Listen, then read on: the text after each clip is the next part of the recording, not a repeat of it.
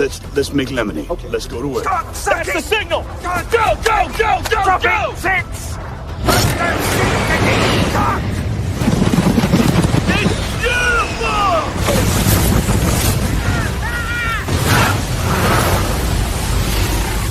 Mother Nature just pissed her pants, dude! Start your day with a jolt of energy and no-holds-barred opinions. This is The Rush, where Travis Justice and Ross Peterson bring you bold, unfiltered, and uncensored takes on sports, life, and everything in between. Buckle up, and let's go.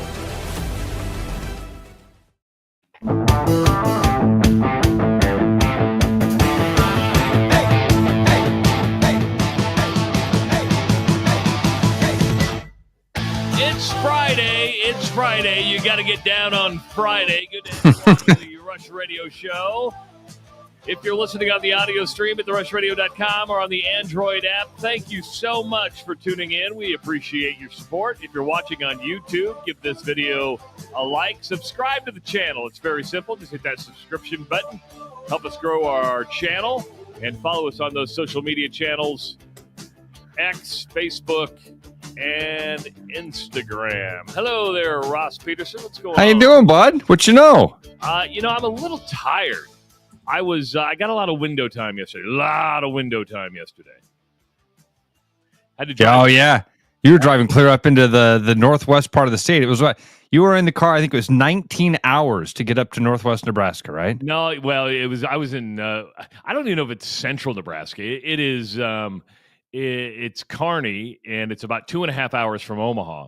So I had to drive out there for ribbon cutting for a sportsplex that we built, and they kind of modeled it. I asked them, I go, where did you guys all what'd you guys all go view? Because when you build something new, you're like, okay, what do you go look at? What's your inspiration?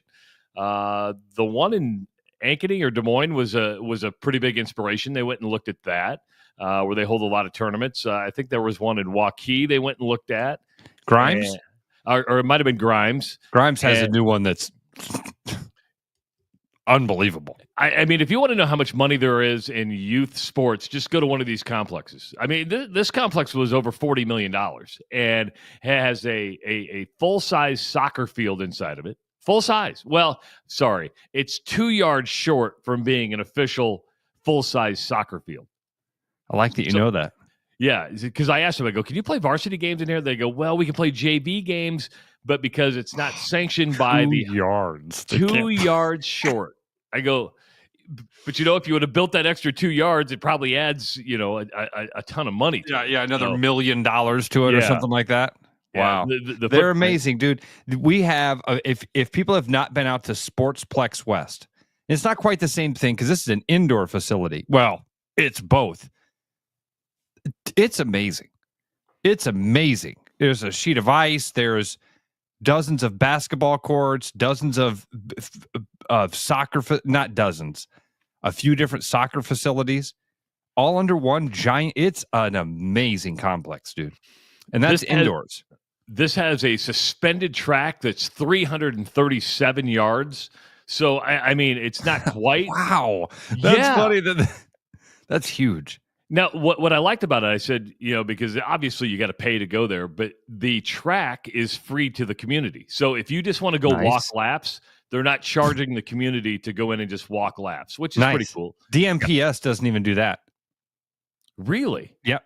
They lock up their facilities. They have to. Wow. Do you want them to be here in 5 years?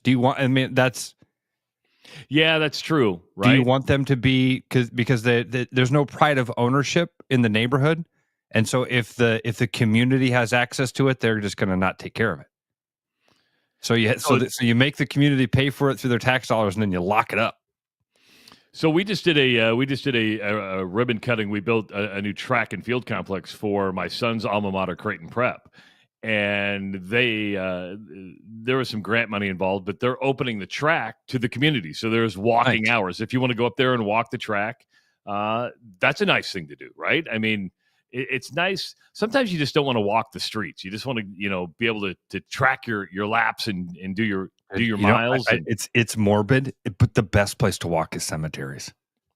Okay, that is a bit morbid. Why do you There's find no- a cemetery good? Because good there's to no walk? traffic. It's continuous sidewalk. You know what I mean? You don't. There's no cars. You don't. You've usually got some hills or things. And then if you have a curiosity, there's a lot to read.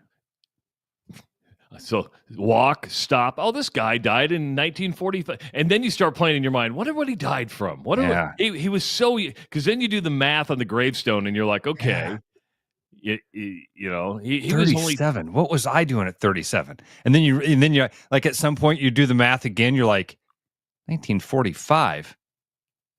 Died in World War II. or at the end of World War II. Yeah, right. Wow. Yeah. Yeah. Anyway, the best. If you're just looking for, I mean, if that's what your concern is. So it was, 2.5 hour drive out there, 2.5 hour drive back. So I spent 5 hours in the car. That's a lot of windshield time. Book on tape, podcast. What did you do with the brain? Nothing, actually. I was lucky. You just raw dogged it? I raw dogged it, but I had somebody with me. So we talked the whole way. Okay. It was kind of All nice right. because it's a coworker that I don't spend a lot of time with. So it was nice just to get to know somebody, right? Good. You didn't raw dog it. You were with a coworker. Very important clarification. Very important distinction. Yeah. So the last hour, because I dropped him off in Lincoln, the last hour I was by myself, but then I was on the phone with you. And I was like, hey, I'm doing this. And then, ideas come to my head. So I'm texting you. And no, I'm voice texting, by the way. Voice texting, not texting. Because I don't want to be accused of driving a car and texting at the same time. I wasn't doing that. We all broke the Oprah pledge. Remember when Oprah made everybody do that pledge? Do you remember that?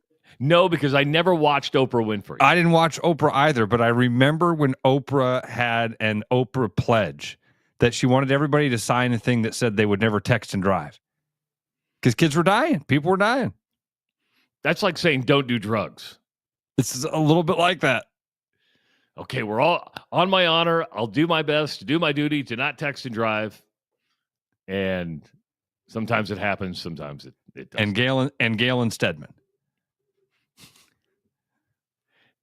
Wonder if they have still honored the pledge. I bet they've all broken the pledge. They've all broken it. We've all broken Oprah's pledge. And she's very disappointed. Though I will say, I do get scared or frightened, and I actually get a little mad when I'm driving down the interstate or the road and somebody's just buried, they've got their phone up on the steering wheel and they're texting or they're watching something. I'm like, just put it down. Just put it down. That's why I'm glad I got the Android Auto, because everything just, it goes, you've got a text. I hit play on the steering wheel and then I can hit reply and I just voice it. Now, sometimes it doesn't interpret me very well, so I have to resend a voice text saying, hey, I'm voice texting. I oftentimes have to clarify to people, by the way, I'm using voice to text. I know how to spell these things. Yeah. You got big weekend plans? Oh, I do have some weekend plans. Oh, really? Going on I'm not sure. We're going out tonight. I don't know if it means a date night or just go up and hit balls at the golf simulator or something like that. Tomorrow I'm actually golfing. Really? Eli will have Eli will have a baseball game at 1, and then after that I'm going to head up and hit the links up at Coldwater. Now, we had Rick Heller on yesterday, Iowa baseball coach, and the Hawks start a weekend series tonight against Nebraska. But you asked the important question, which I think was a very good question about Iowa high school baseball and how they play in the summer. And his answer kind of surprised me, right? Because we've always been told summer baseball is not beneficial for high school students. But like he said, if they were playing in the spring, he could never go watch players. Yeah. I love this thing of the late bloomer. Yeah. That's my favorite story is the kid that at 12 sat the bench and at 16 or 17 is one of the better players on his high school team. That happens all the time. So what is Eli playing a game for Roosevelt tonight, or is it a league game? Tomorrow. What is he playing? Tomorrow. Or well, tomorrow? It's like technically it's not Roosevelt. It's a it's a we used to call it Sandlot. I guess you'd call it Spring League, or you know what I mean. It's exhibition, It's not against. It's not this game doesn't go on the schedule or anything. It's basically like a practice game. So it is like his Roosevelt team. It's just not a Roosevelt high school game. Yeah, he'll wear a Roosevelt hat. Okay. How about a jersey? No, they wear like a navy blue jersey.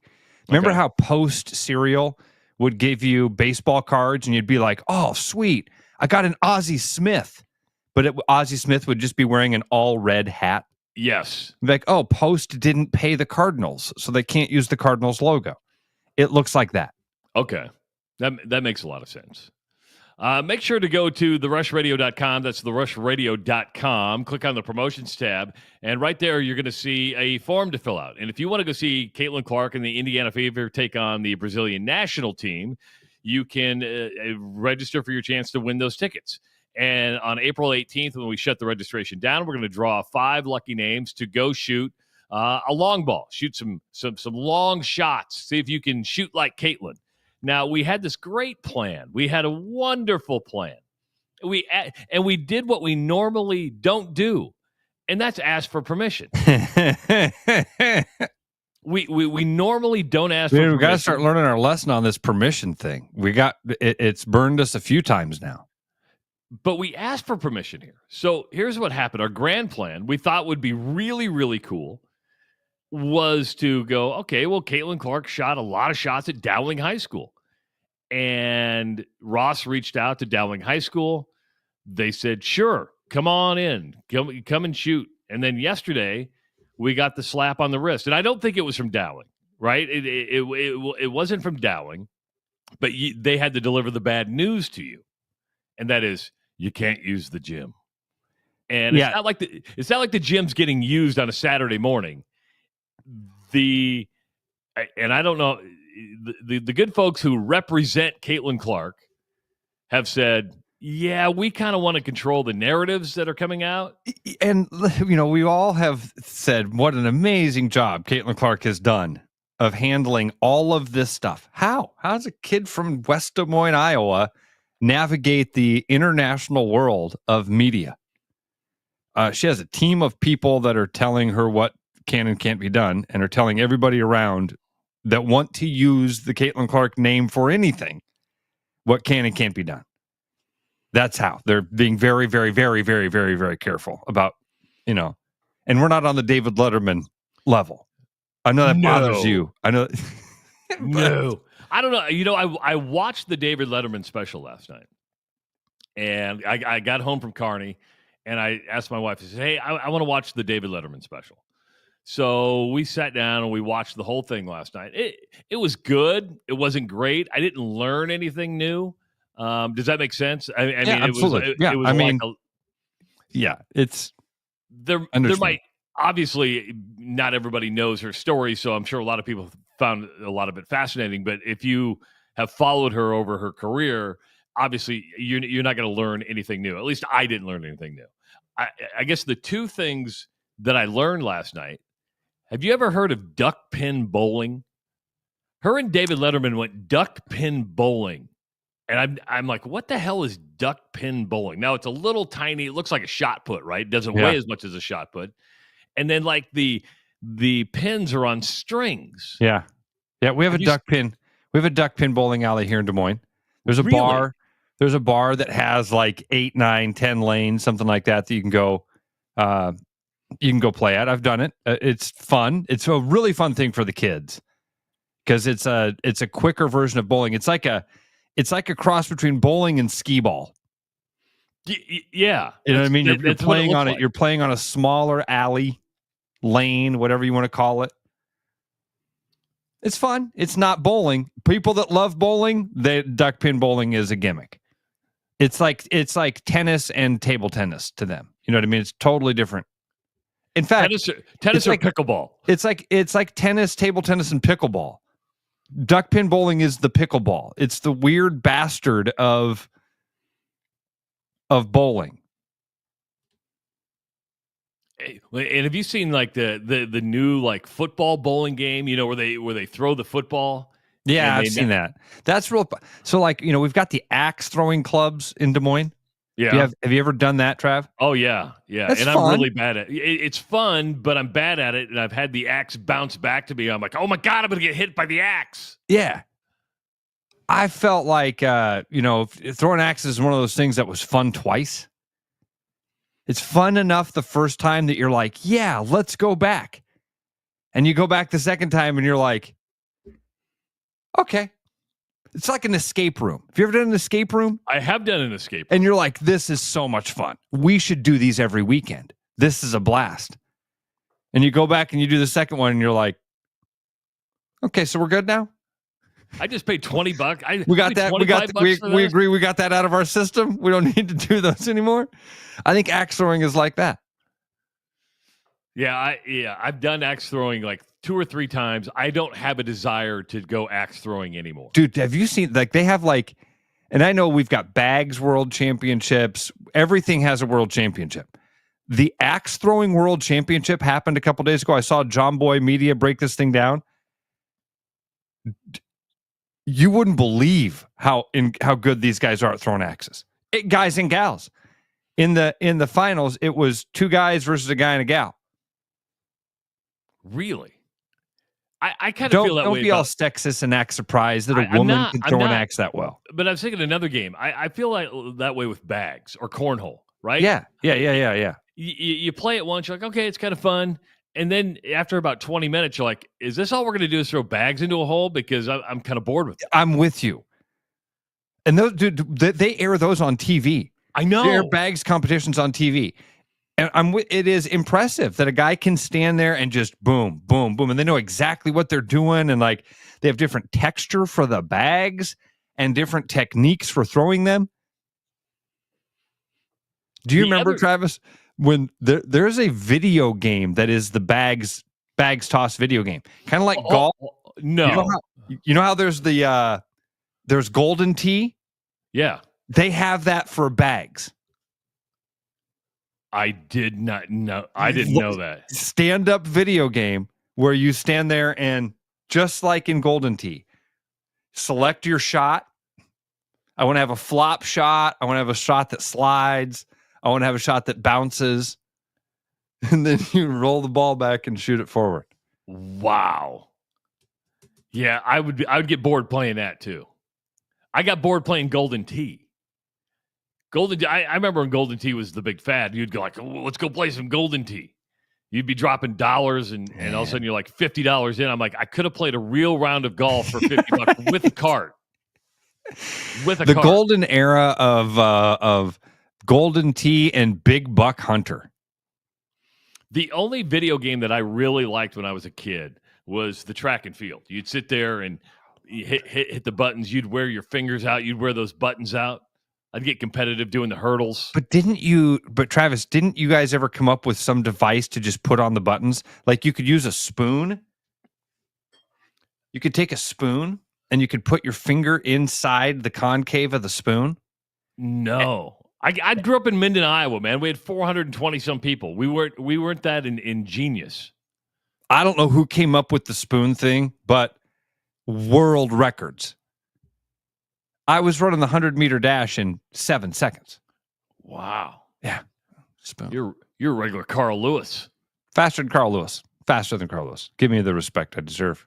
Put some respect on that 7 seconds. The other thing I learned on the Caitlin Clark interview with David Letterman last night, and I don't know this for a fact, but this was the assumption I made, and I tried to do some research this morning. She talked about, he asked her about what she ate in college, right? Like dorm food, right? Or and she talked about how, well, some colleges have dining facilities that are athletes only, and we call that a training table. So at Nebraska, they have a training table that is absolutely amazing. It's run by Husker Nutrition, and only athletes can eat there. It's a dining hall. It's amazing. She said Iowa didn't have one, and that the women's basketball team catered every single meal that they got. So they would have catering. They would make their orders, and then catering would bring in the meal, and they would eat what was catered. I'm like, I don't know how efficient that is, but wouldn't you be better off building your own training table and have an athletes-only dining hall? You look a little surprised. Yeah, I would think you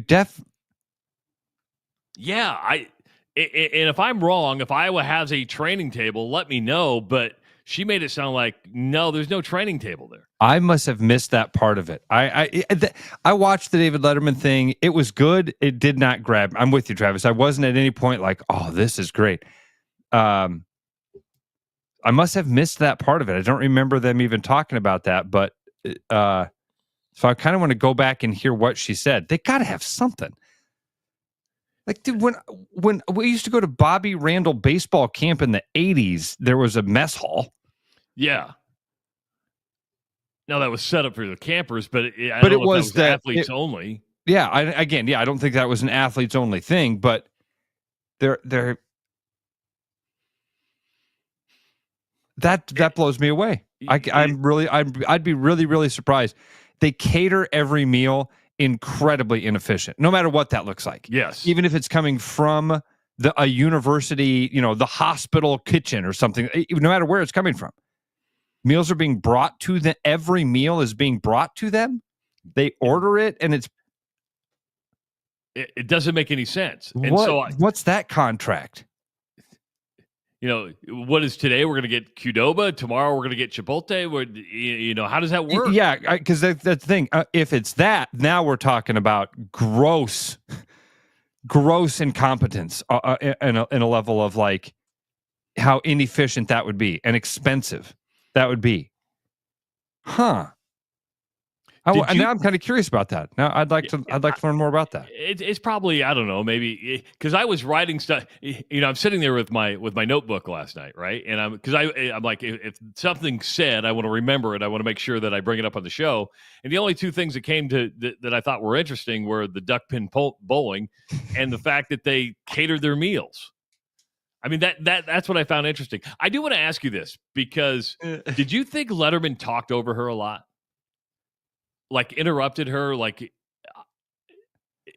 was like starstruck. It was kind of weird. That's kind of Letterman.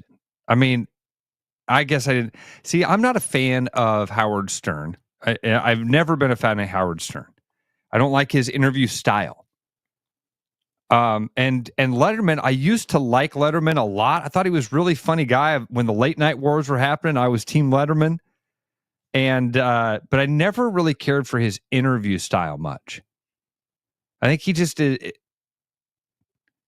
Yeah, there's something about him. He wants to be the smartest guy, and I think wants to be the funniest guy, and is always trying to play both of those angles in an interview. I don't know.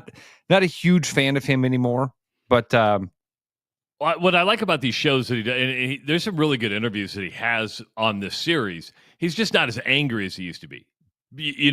Towards the end, I was like, Dave, you're just angry at the world. Like a lot of these late night guys are. I'm like, man, life's too short to be pissed off all the time, right? I mean, it's like, just exhausting to turn on the TV every night and just be full of negativity. Coach Heller dropped one of your favorite lines yesterday. Worry about things you can control. Yeah. So if you haven't watched the Caitlin Clark special on Netflix, do so. It's a big advertisement for the University of Iowa. And I mean, they talked about Iowa a lot. Even they asked Caitlin what her college major was. It was like, well, I was a marketing major at the Tippy School of Business at the university. I mean, she got the whole name in and everything like that. So, and that actually made me think of the handlers who said, "Hey, you guys can't shoot at Dowling." It's like the script is there. Dowling was very, very polite. Yes. They reached out and were like, "Hey, bad news. We ran this up the flagpole because we have to with everything that's got her name attached to it." And they asked us to politely decline. I bet that's going to be weird for Dowling, right? That hey, we know that Caitlin Clark went to school here. Anything that has to do with Caitlin Clark request wise, and the way it was the way I am interpreting what I was told by Dowling, Travis, is that that's not a requirement. That is an agreement. That Dowling has said absolutely. You're doing wonderful things for us in our program. What can we do to help out? And one of the things they've said is, hey, don't just agree to let any jabronis come in here under her name. Are we jabronis? Is that what We're we are? jabronis. We're jabronis? We're jabronis. Yeah. Sorry. Man. Dang. So now we're on a quest to find someplace new to shoot. We'll find a place because people are willing to help out. I at least We've I got hope options. We've got options out there. Cards to play in the deck, my friend. That's right. This was the first card in the deck. This was our ace. And then, it turned out the other guy had an ace also, and so now we go to war. Okay.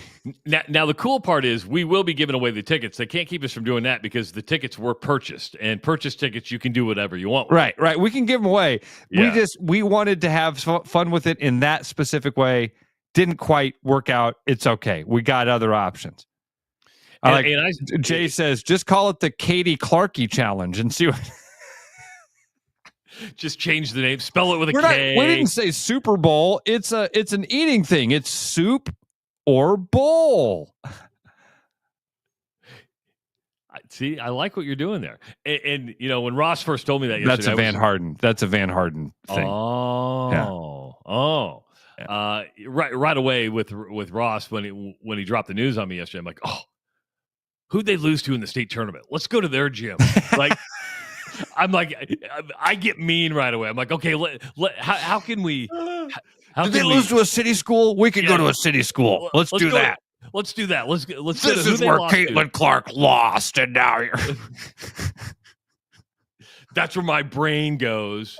My feeble little brain. Okay, how can we put a dagger in there? And I'm like, no. We won't do that. I'm one of the city school kids that loves Dowling. I think we've talked about this. Well, I love Dowling because all my kids went to Catholic school. So right. You have to. Pretty partial. Yeah. Right. Right. Lord told you, thou shalt root for Dowling. I just grew up with a wonderful Dowling family, and that's so. Whenever I think of Dowling, I think of your relatives, the Austins, and I go, oh yeah, good folks over there at Dowling. I'm not one of these public school people that's like, Dowling, damn it, gotta go west. She did drop the white privilege thing in the Letterman interview. Did you not hear that either?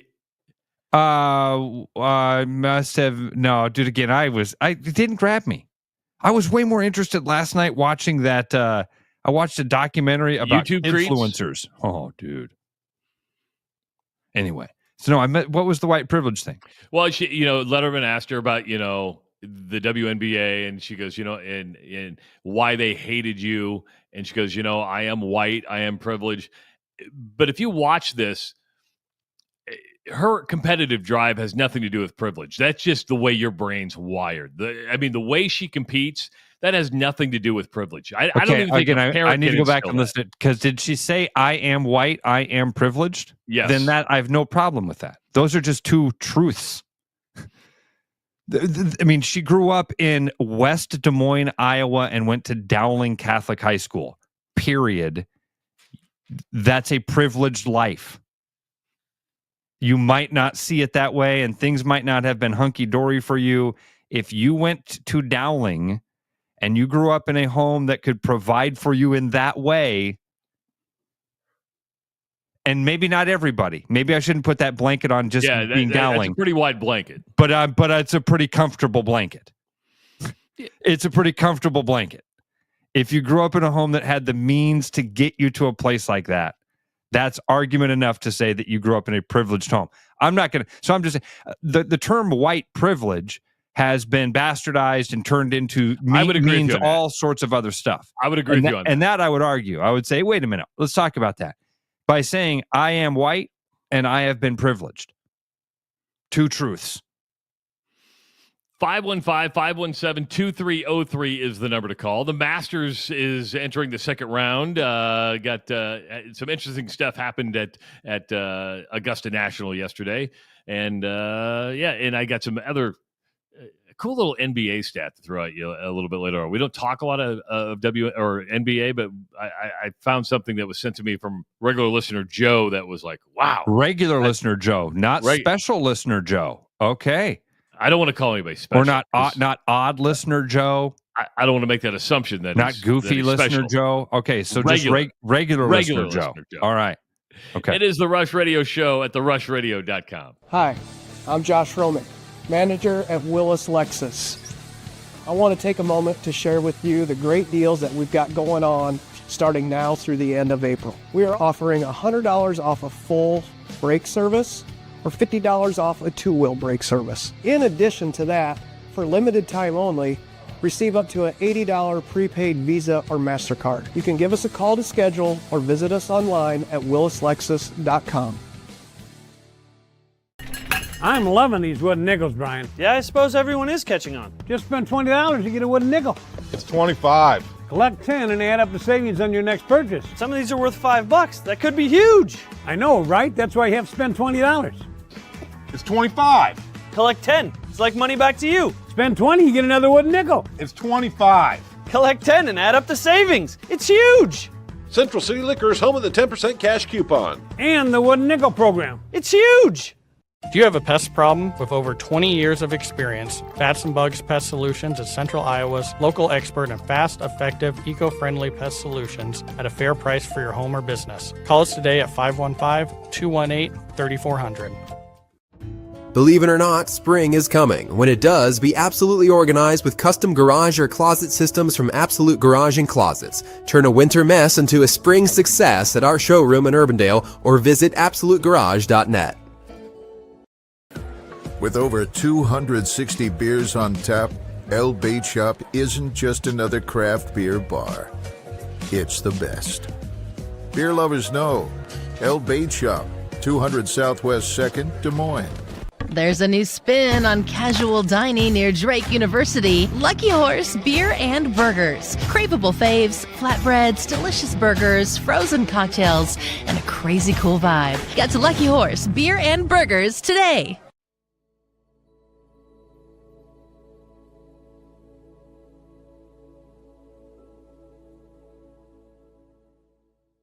Are you thinking about buying a home this year? Start by getting pre-approved with Gary Presnall at Northwest Bank in Des Moines to see how much you can qualify for and what loan programs meet your needs. Gary can get you pre-approved in 30 minutes or less with a pre-approval letter to you. Gary offers first-time homebuyers programs, VA loans along with FHA, IFA, and conventional loans. Call Gary at 515-975-6767 or find his profile at nw.bank. Member FDIC, Equal Housing Lender. Spring cleaning continues. Come down to Land Rover Des Moines to get your front and rear differential fluid services done for $199.95 each. Preventative maintenance is important to ensure your vehicle runs smoothly down the road. To schedule, give us a call or head online at LandRoverDesMoines.com. The best bread is made from scratch, freshly baked with locally sourced ingredients and love. At Big Sky Bakery, we take great pride in our delicious products. We know you'll enjoy them almost as much as we enjoy baking them. Find us at the downtown Des Moines Farmers Market every Saturday.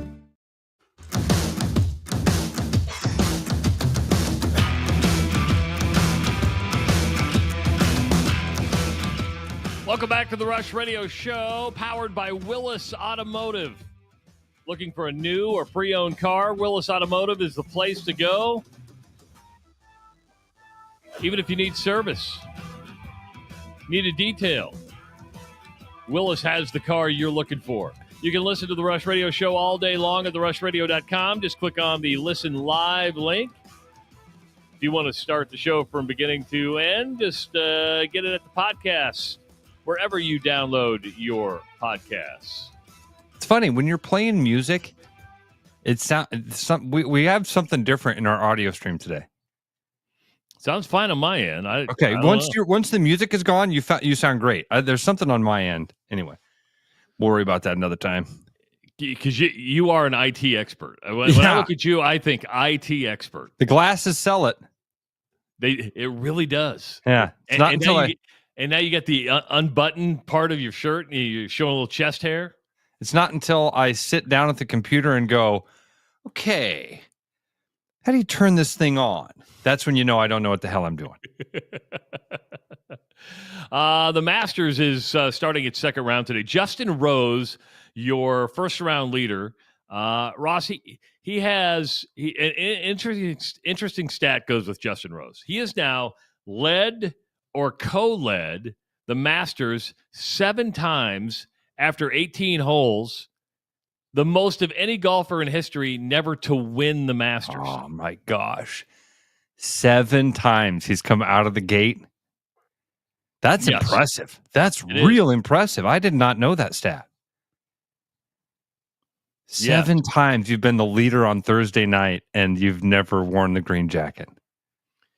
How frustrating. Now, he has said, he's finished runner-up, I think, twice in the Masters. But he's been the leader or co-leader 7 times, has never won it. He's in his 40s now, and he's come to terms with it. He goes, I'm not obsessed about winning the green jacket now because I know that I've played well enough to win, and I'm good enough to win, and I've come to deal with it. You say that's just that's what you're saying. That's what you're saying. That's Jim Kelly, Thurman Thomas, Bruce Smith. That's the Buffalo Bills saying, hey, we made it. Winning isn't the most important thing. And we went to the Super Bowl 4 straight times, never won, but we knew we were good enough to win, and we're okay with it. Nobody says that. You want to win the championship. Yeah. That's almost, it's a little bit defeatist. They go, no, this is good enough. This is good enough. I get here. This is what I want. That's a good way to look at it. Defeatist is a good way to put that. If you are now but you also have to come to terms with you're not getting any younger, right? And if you're in your 40s, you almost have to go, well, okay. Scotty Scheffler's dropping 60-foot putts or whatever it is. It's hard. Yeah. It's easy to look around and go, I've been here before. They'll track me down. Freddie Couples at 1 under yesterday. The guy just continues to do it. And he does this like every year. He comes off like the first and second round, makes the cut, and you're like, is Freddie going to win this thing? Or are we going to see? And then it's the third and fourth round where he drops off. But, I mean, Fred's no spring chicken by any means. Oh, man. I watched, I got to see the highlights of the ceremonial tee shots that you talked about. Not even ceremonial. I mean, the guys get off. They go.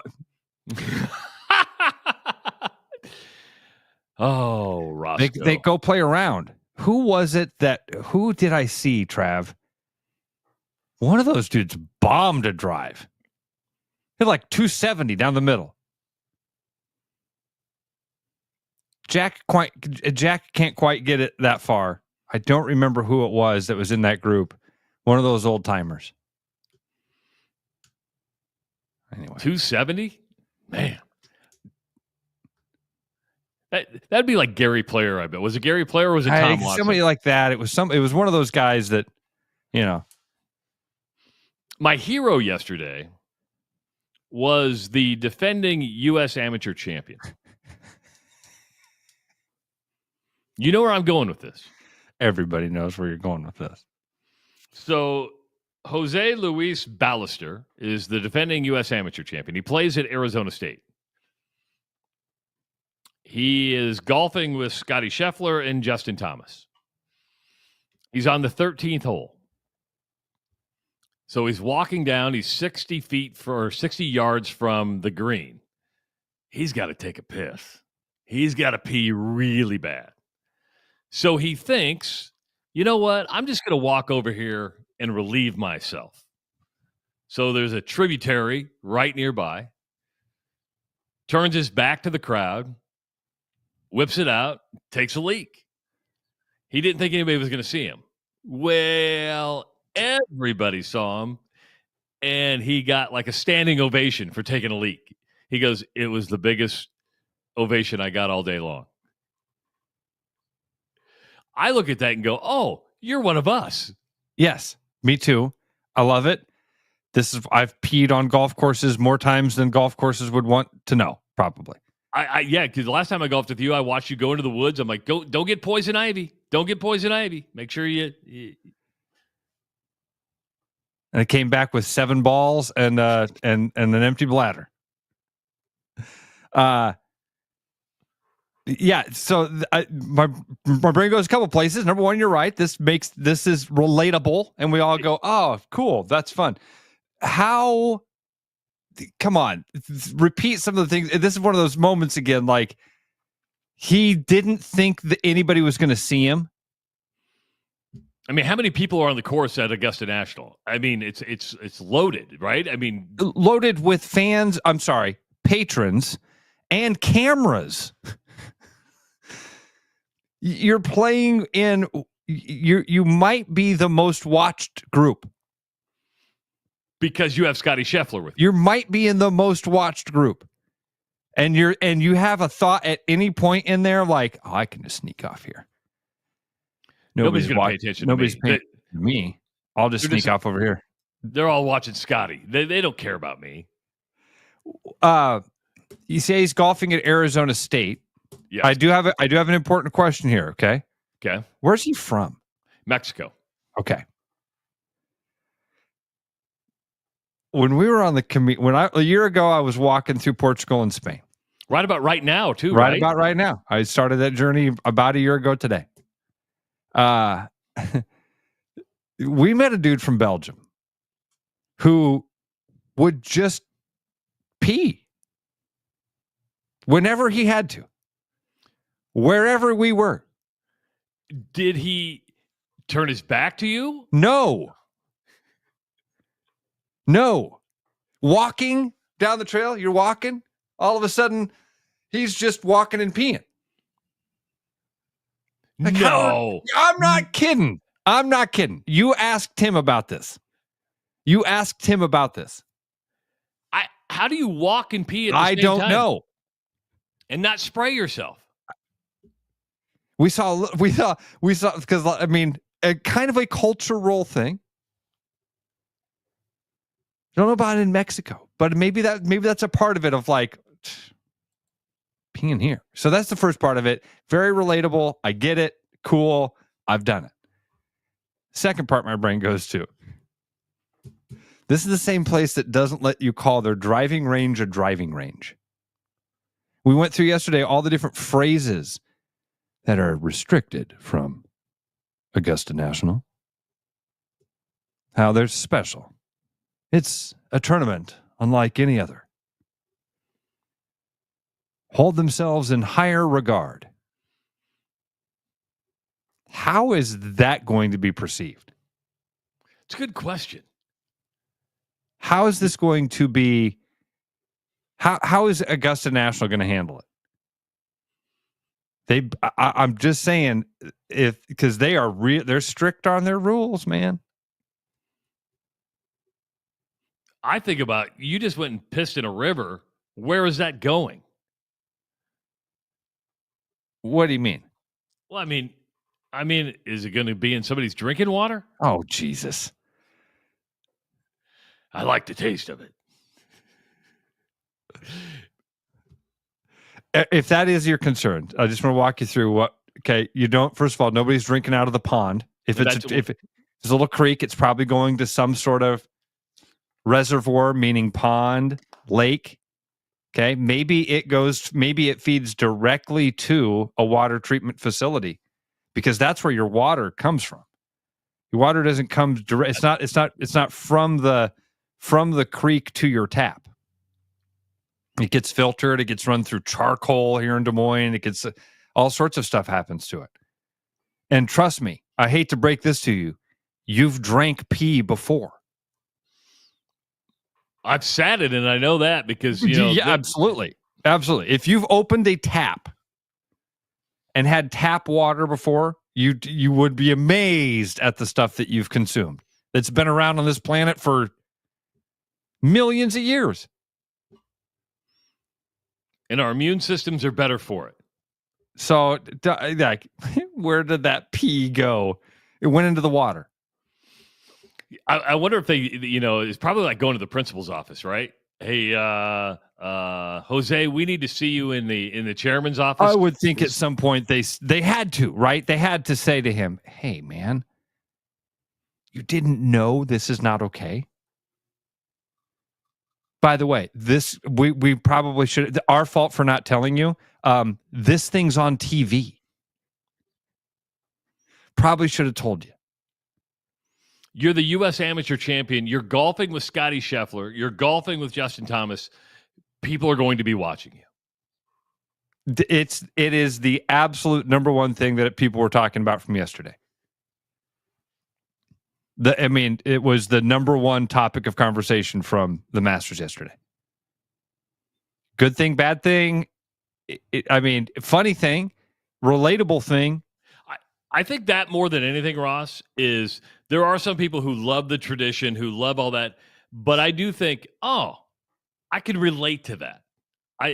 Just because we've all just taken a pee on a golf course at some point, just not Augusta National. It's a memorable urination, that's for sure. Did you watch any of the tournament yesterday? Nothing. I was in a car, so live. I did not get to watch anything live. Nope, nothing live. Again, text messages were firing off. When Scotty sank that big putt, got a text that said Scotty doing Scotty things. So here's the thing about golf is that there's so many ebbs and flows and changes. I don't really pay attention to like the third round. Travis, it's a microcosm of like a baseball season. How you're going to get you got to get several weeks or months into a baseball season before you're like, okay, where's my team in the standings? And I think that it's the same thing. Later today, obviously with the cut, you're watching to make sure that your guys making the cut or your favorite guys are making the cut. But I don't think it's, Saturday is like, don't they call it moving day? Yeah. Yeah. Because you're moving around the leaderboard. If anything that I watch more than anything in the first and second round is not the leaders, but who's in striking distance. Like, who's like that 5 or 6 shots back that you're like, okay, they could still make a move. But I don't get too caught up in who's leading the Masters after round 1 or even round 2. Dude, because if you did 7 times, you would have been burned by Justin Rose. Yes. 7 times he's been the leader on Thursday night. It's impressive. But it doesn't matter. In the grand scheme of things. Doesn't mean a lick. Doesn't mean a thing. So, yeah, that's why I was with people yesterday who were wearing like Masters quarter zip. I'm glad you love it. And they're like following the leaderboard. I'm like, yeah, tune in on Sunday morning. Listen, one of our listeners, and I won't out him because he sent me a private message here. One of our listeners is claiming to have peed at Augusta himself. Really? I don't want to out him. If he wants to call in, phone number's right there, 515-517-2303. Got a text. I've peed at Augusta. Oh, okay. He says I can out him. It's our buddy John Alexander who writes in on the messages from time to time. Not John from New Jersey. This is local John. This is John from Styx. He says, I've peed at Augusta, 2003, in the woods behind number 2. Had a kidney stone at the time and couldn't hold it. So I'll take it he was a spectator. Oh, I guess I didn't. I read that as he was golfing initially, but I guess that'd probably be right.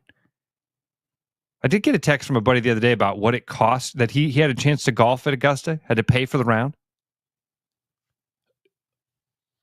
But you can only get on Augusta if you are invited. Yeah. That's the way I interpreted it. I'd have to go back and dig through the group text to see if I'm misinterpreting that. Yeah, but if whoever invited you told you had to pay for the round, that's not a good friend. I mean, because am I wrong? Or is it like, hey, I'm inviting you? Yeah, that's how that goes. You're going to have to pony up the $700, dude. I'm inviting you. That my gift to you is the invite, the opportunity. Yeah, but if you belong to Augusta, you've got a lot of money. Cash. That's a good point. You've got a lot of money. That's a good point. It's not like they just let any average Joe. The jabronis are not golfing. Yeah, it's not like you and I are going to be, Yeah, when I call to book time at Augusta, they call Caitlin Clark's agent and say no. They decided they want to protect the image of the course. Glen Oaks said, we can't allow you on Augusta. What? Do the Google machine and just do this. Who from Iowa is a member of Augusta National? Oh. Do you think we can find a list of Augusta members? Yeah, I believe there is, like from each state. And I believe there's like one or two members from Iowa that are members. Okay. While a precise list of Augusta National members from Iowa is not publicly available, we do know a few connections. Former Hawkeye golfer Noah Kent, who recently transferred to Florida, qualified for the 2025 Masters as a runner-up in the U.S. Amateur. Additionally, Brooklyn Conrad, a junior golfer from Urbandale, Iowa, recently competed at the National Drive, Chip, and Putt competition at Augusta. Clifford Roberts. Pass and kick? Something like that. How about this? Clifford Roberts, the founder of the Masters and Augusta National Golf Club, was born in a town called Morning Sun, Iowa. Where's Morning Sun at? You're going to have to look that one up for me. So, dude, again, no list available, and the kids that it literally, and I hate to call them kids, it's not disrespectful, but college age and younger are the only three connections that AI gave me when I typed it into the Google machine. Interesting. Bleacher Report does claim to have a national membership list. Broke down by state. So let's scroll down here. There's a couple from Iowa. Wait. No, there's not. No, there's none from Iowa. That kind of surprises me. You look. Oh, one. A guy named Ward Lloyd. Or is it Lloyd Ward? You've got two first names. Ward Lloyd. Is it Morgan Lee or Lee Morgan? Hold on. I'm going to say that it is Lloyd Ward. He's the only member from Iowa. No. And it doesn't even say. Let me see if I can go back down there. Does it say even where he's from? Doesn't even say what town, nothing. Some of these guys, it does say, like, Arthur Wood Sr. worked for Sears, is retired. Philip Purcell worked for Morgan Stanley. Guy retired from Caterpillar. Guy retired from Ford. Go to my neck of the woods in Nebraska. How many Nebraskans are members of Augusta National? Here we go. That answer is 0. Nope. Found a couple. 2 of them. Harold Anderson from Info USA. Well, Harold Anderson was not from Info USA. He was the publisher of the Omaha World Herald, who's in Herald's now dead. He's dead? Yeah, he's dead. Oh. And then a guy named Warren Buffet works for Berkshire. Warren Buffet. Heard of him? He lives literally like a mile from me. Does he really live that close to you? Yeah. He live right up there by the sex store superstore? No, direction. Other direction. Other direction. Way out of the neighborhood. Way out of the neighborhood. If I took you by Warren Buffett's house, you would be so disappointed. Well, no, I think that'd be. I don't expect. I think some people think like one of the world's richest men has this huge mansion. No, just a pretty basic house, which is probably why he has a lot of money, right? He's pretty smart with it. Yeah, but he's lived in the same house for a long time. Bill says Lloyd was the CEO of Maytag. My buddy Scotty Casper wrote to me something like that too. I saw my phone go off with something. Oh, this is Scott Carp. I'm sorry. I thought that was Scott Casper. This is our buddy Scott Carpenter. Scott said he's not from Iowa. Oh, that's he says Lloyd Ward, not from Iowa. He was the CEO of Maytag back in the day, and that's probably where the connection comes from. 515-517-2303. Patches O'Houlihan joins us on the Rush Radio Show. Oh my God. They literally put Patches O'Houlihan. I'm guessing, is this Mazer? Is it Mazer? God damn it! Yeah. Well, I wasn't even going to do the voice. I just appreciated Travis making the slight reference, and it was funnier than hell. Thank you. Green and steroid. I like the taste. I didn't know if Ross got it or not, so I just kind of let it go. I did not. That one went over my head. Okay, but now that you bring the Patches O'Houlihan, I like the taste of it. Is that dodgeball? Yes, Okay. Yes, dodgeball. Talk about like going to the bathroom in public. Have you guys ever been to a dive bar and had to use the stall and there's been no doors? Like, what's your guys' protocol with that? Like, have a buddy stand in front of you, or do you just do it and whatever happens, happens? I've never been. I've had one like with the push swinging doors where they're like halfway, but I've never been to a dive bar that didn't have a door. You need to get a little further into downtown Des Moines. Dang. The Locust Tap, unfortunately. The Locust Tap doesn't have a door on the men's bathroom? I don't think they had a lock. I was just going number one, and Jeebus Christ.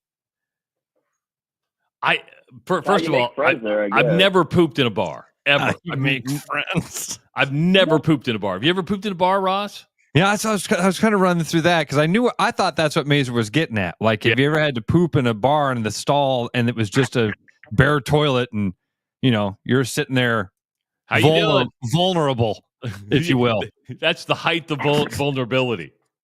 And I don't think so. I'll tell you my most embarrassing and most awful public pooping story. Okay. Thanks, Mazer. Hey, Mazer, I'm gonna let you go. Thanks, bud. In Chicago, there's no such thing as a public restroom in Chicago. Like the restaurants, the little bodegas, the little stores, they do not let you come in and go to the bathroom. For good reason, by the way. For good reason. Right. It's Chicago. We're out one night, it's late, and we're a long ways from home or anything that I can call home, and it hits me. Like, oh. Like explosion? Like explosion. It's happening. And we had gone into this little like convenience store type thing. And so, and my buddy had said to me like, dude, do not try to poop in this store. And I'm like, there's no option. I have to. So we like kind of sneak back, you know what I mean? He's shopping, and I kind of do the thing like I act like I'm shopping, and I get by the bathroom, and I turn, and right away the guy's like, no. But dude, I got in, I shut the door and locked the door and sat down, and the whole time I'm exploding inside, the guy's banging on the door. Get out! What are you doing? Get out! No public restroom! I'm like, I'm sorry. I won't be long. I'm sorry. See, that exact same thing. Remember when I told the story of me on the train in Italy where I had to get off in the town and the little C-store is like, I go, dude, I'm going to poop all over your store if you do not let me use your restroom. I am going to lose it. Like, I'll buy something. I just have to. I'm just in trouble. I'm having an emergency. Have some humanity here. That's all we're asking for. Give a bro a break. 515-517-2303. You can interact with us on Twitter at Rush Mornings. We got an hour in the books. We got an hour to go. By the way, before you do this, we missed a layup. We did? Ball was at the rim, dude. Zach Johnson? Yeah, that's because he's a winner. I meant like private citizens. Oh, okay. Yeah. Okay. I thought you meant anybody from Iowa that was a member. I meant like private citizens who have a lot of money who are invited to join said club. Because let's not forget, other times out of the year, people are actually golfing there. And you have to be a member, and you're able to invite somebody. That's what I meant. So I didn't clarify it. That's my bad. It is the Rush Radio Show at therushradio.com. Spring is here, and so are spring pests. Whether it's birds in your dryer vent, raccoons in your chimney, squirrels in your soffit, ants in your kitchen, or bats in your attic, with over 20 years of experience, Bats and Bugs Pest Solutions can help. Call us today at 515-218-3400 to schedule your inspection and see how Bats and Bugs can help prevent your home from becoming their home.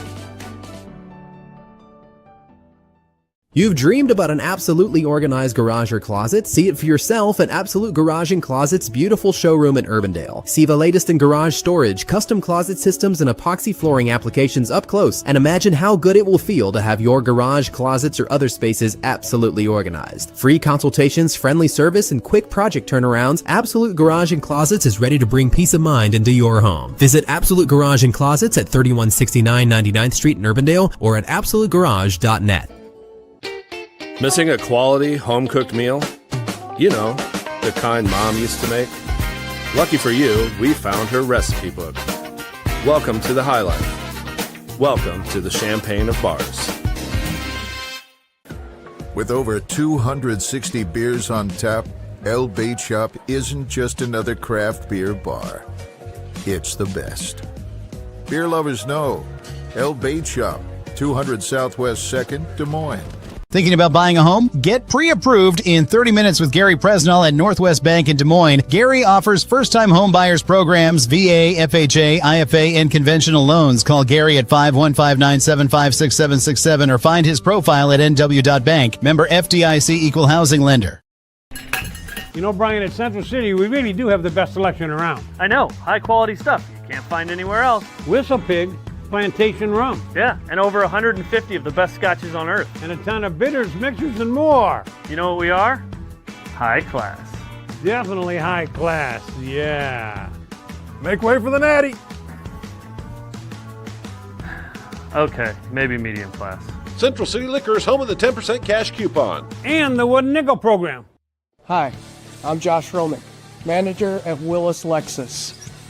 I want to take a moment to share with you the great deals that we've got going on starting now through the end of April. Receive $150 off a set of 4 tires or $75 off a set of 2 eligible tires. In addition to that, for limited time only, receive up to an $80 prepaid Visa or MasterCard. You can give us a call to schedule or visit us online at willislexus.com.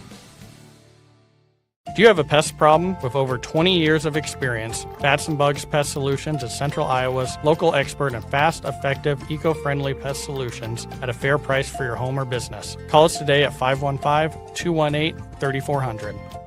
There's a new spin on casual dining near Drake University. Lucky Horse Beer and Burgers. Craveable faves, flatbreads, delicious burgers, frozen cocktails, and a crazy cool vibe. Get to Lucky Horse Beer and Burgers today.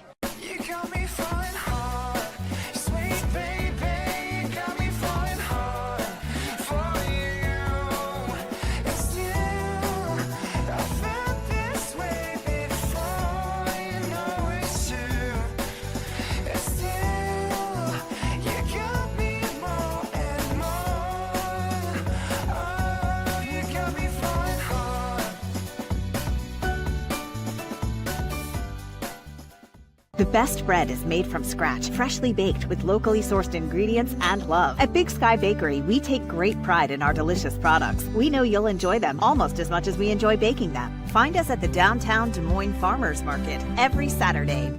Looking for the perfect golf escape? Experience links-style golf right here in Ames at Coldwater Golf Links. With rolling fairways, large greens, and unique routing, it's golf the way it's meant to be played. Whether you're a seasoned pro or just starting out, you'll love our course's welcoming atmosphere and friendly staff. Grab your clubs, book a tee time, and make every round unforgettable. Coldwater Golf Links, where great golf leads to great memories. Visit coldwatergolf.com to book your round today.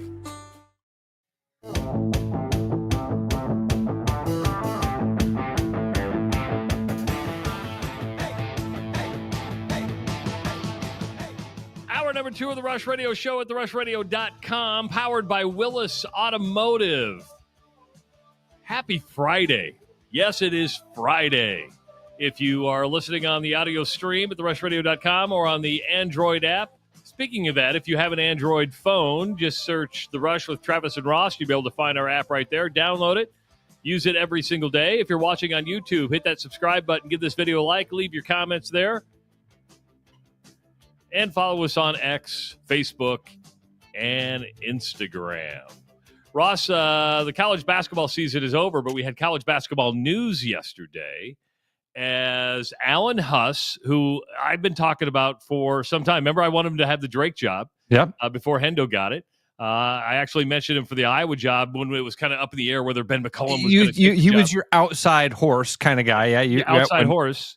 Yesterday, it was announced that he is returning to Creighton as the associate head coach and coach in waiting to replace Greg McDermott when he retires. There's no timetable for Greg McDermott to retire, but usually when this happens, you can kind of look at a year to 2 year turnaround.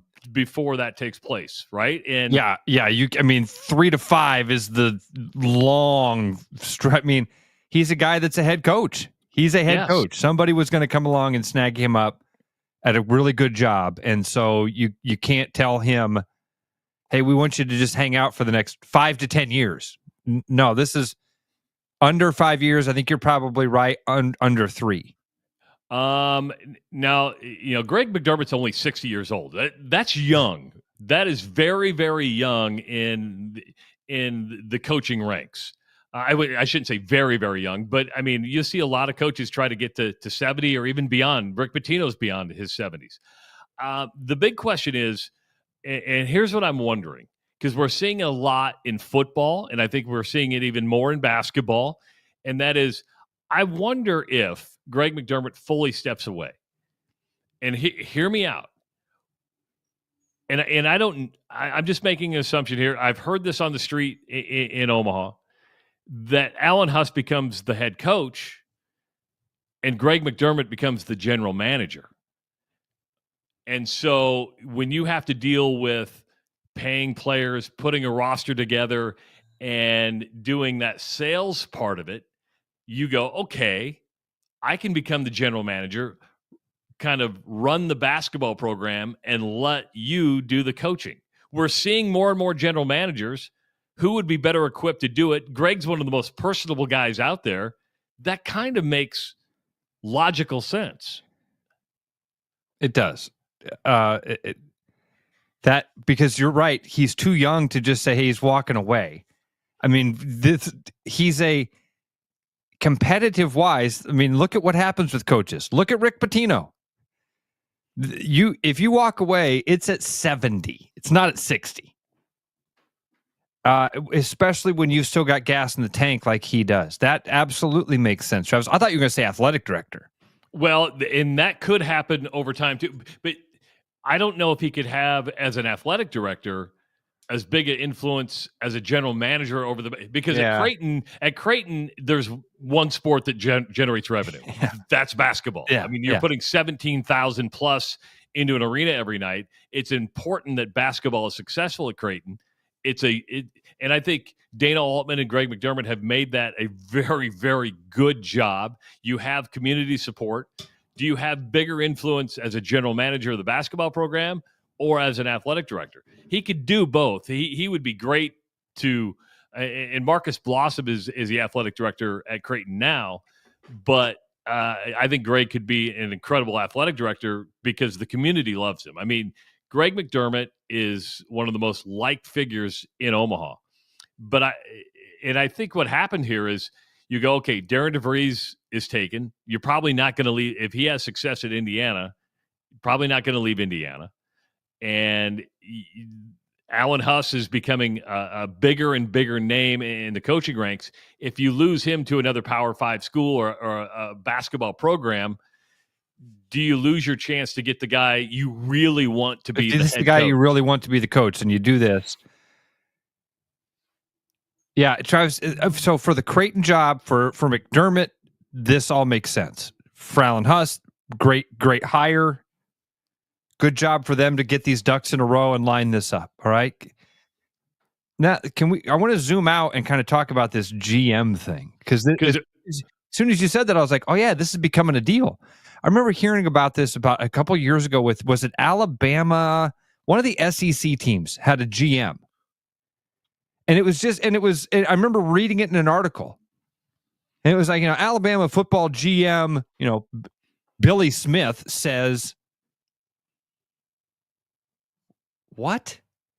The football team, the college football team has a general manager now?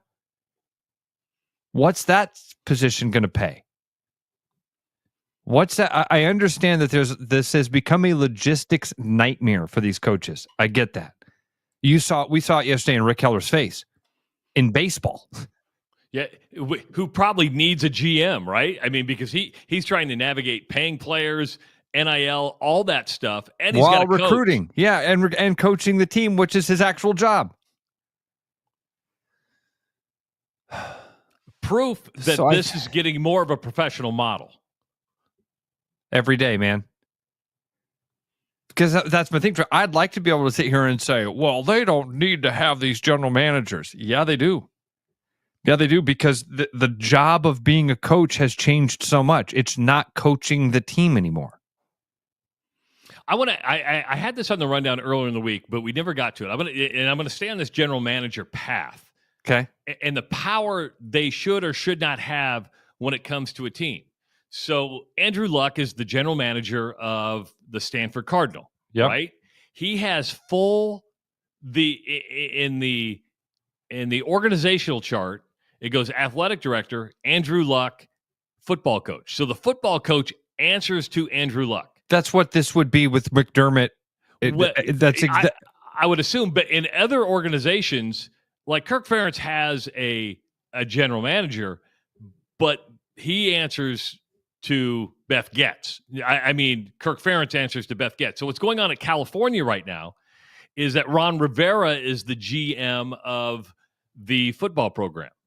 The football coach answers directly to the athletic director. And now major boosters of Cal are saying they're not giving any money until Ron Rivera flips it to where Ron Rivera runs the football program and the coach answers to the GM.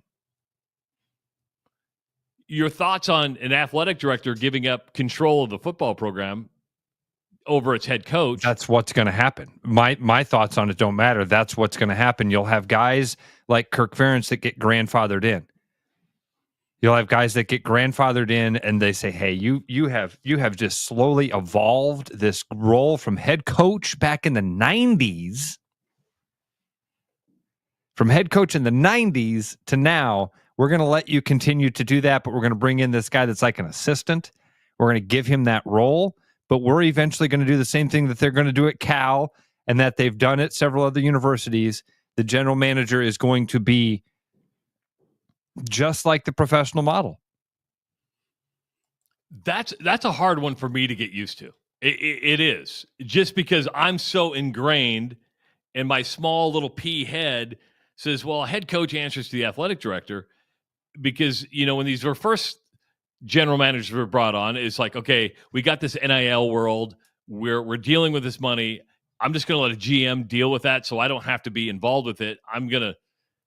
But I guess if you are going to have a general manager, as per se, I guess the term or title general manager needs to be clearly defined on what that is. And it's going to be different at each university. It is. Just like all of these. I mean, again, they're all different institutions. So the NCAA, the last thing the NCAA should do right now is step in and go, hey, we got an idea. We want to regulate what general manager should be. And you all have to create this position. It's got to be a $3 million position, because, again, if you're in charge of the head coach, you got to make more money than the head coach.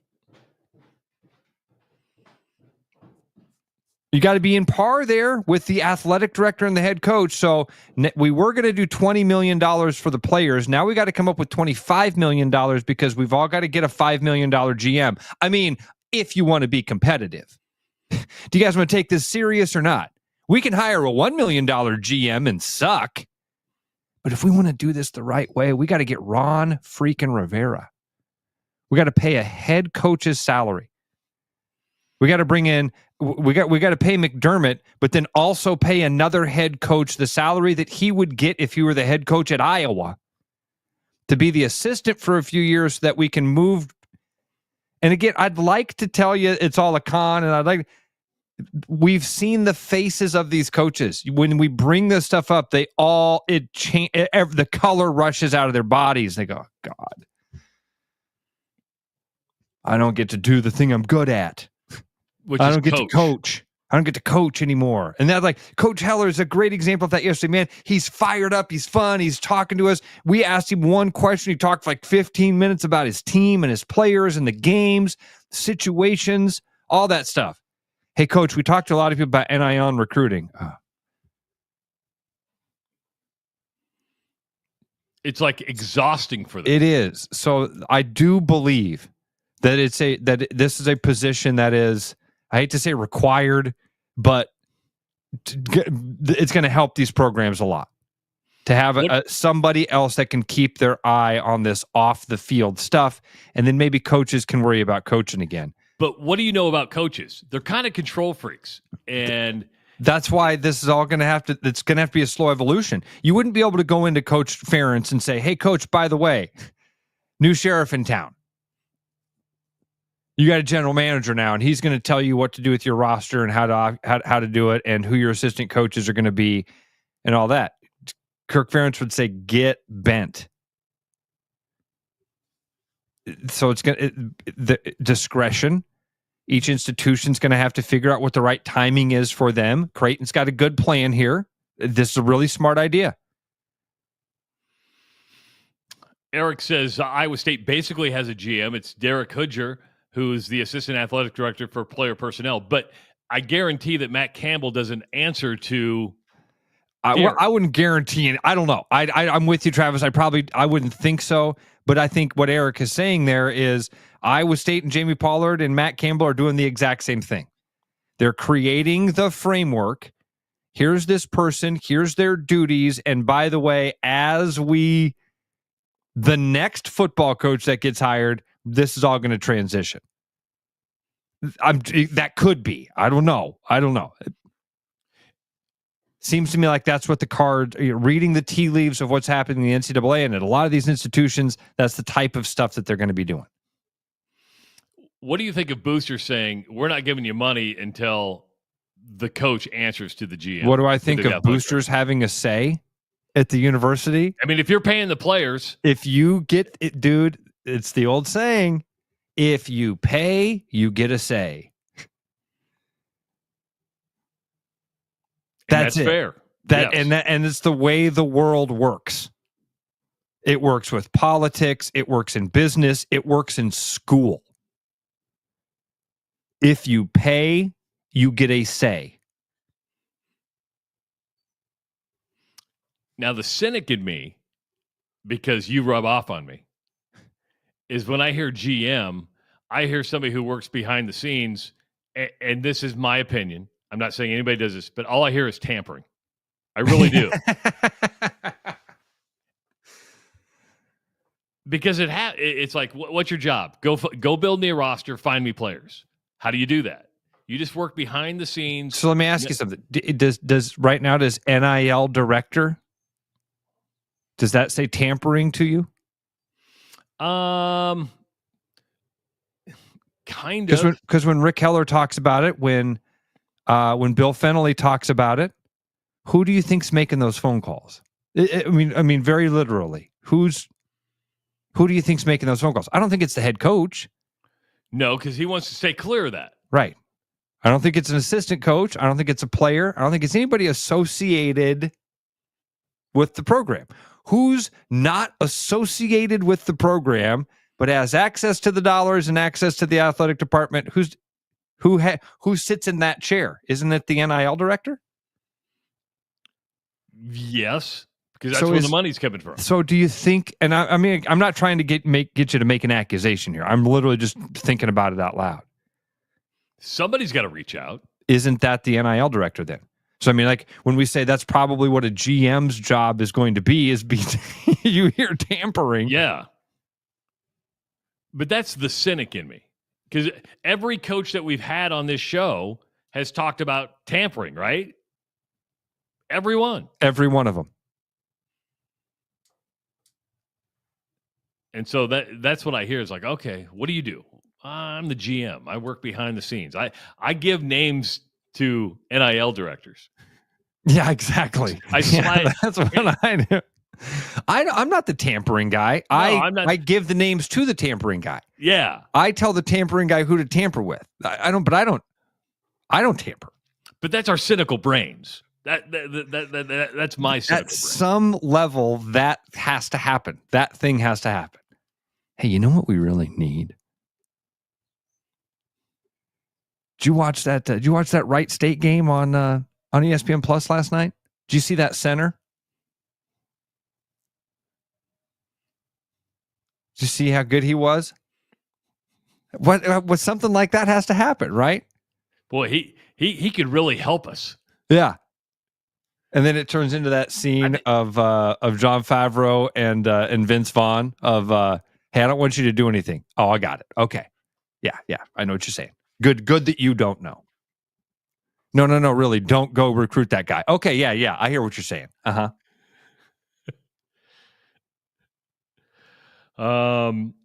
mentioned Joe gave me an NBA stat. The Oklahoma City Thunder have been incredible this year. They're 66-14.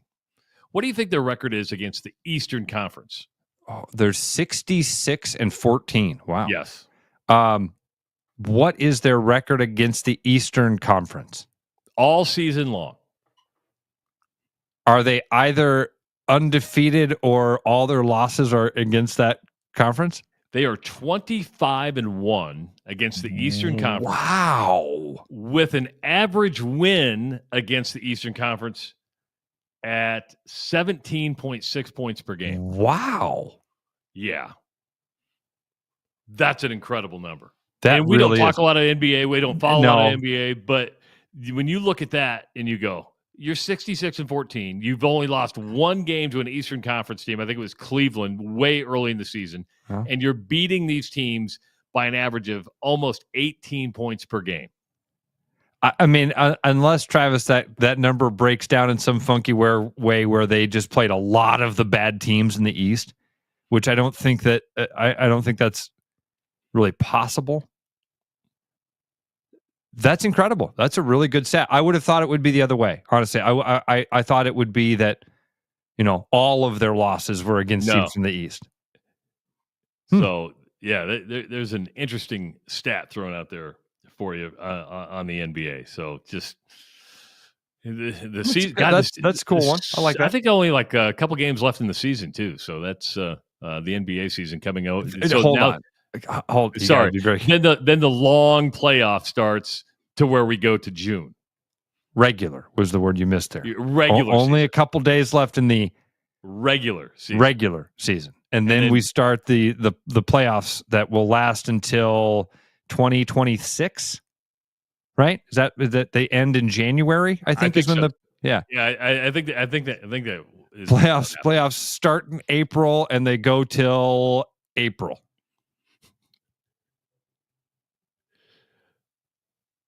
And Kirk even says best part of the NBA season starts next week, and he's not wrong. I mean, the playoffs are the best. No, that's true. You can't. Yeah, right. That I wouldn't argue with that. But man, it is drawn out. So's hockey. They are, a lot of them are. This one just seemed like to realize right now. When is the NBA championship?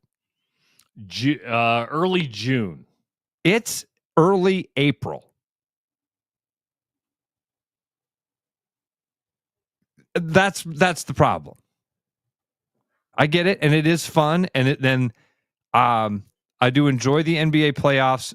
I do think that we've noticed this with all of these playoffs here lately. The college football playoff, even March Madness. It's more interesting, and we care a lot more at the beginning of the funnel. When all of these teams are playing, when there's games every night, when there's multiple games, we care a lot more. By the time it gets to the NBA Finals, unless there's a really compelling story, we're going to be having conversations on here about, which markets would we actually care about, or what would make it so that we'd watch these games or put it on our calendar. Something could happen. We could have a storyline that makes us all that glues us all to it, and I hope that happens.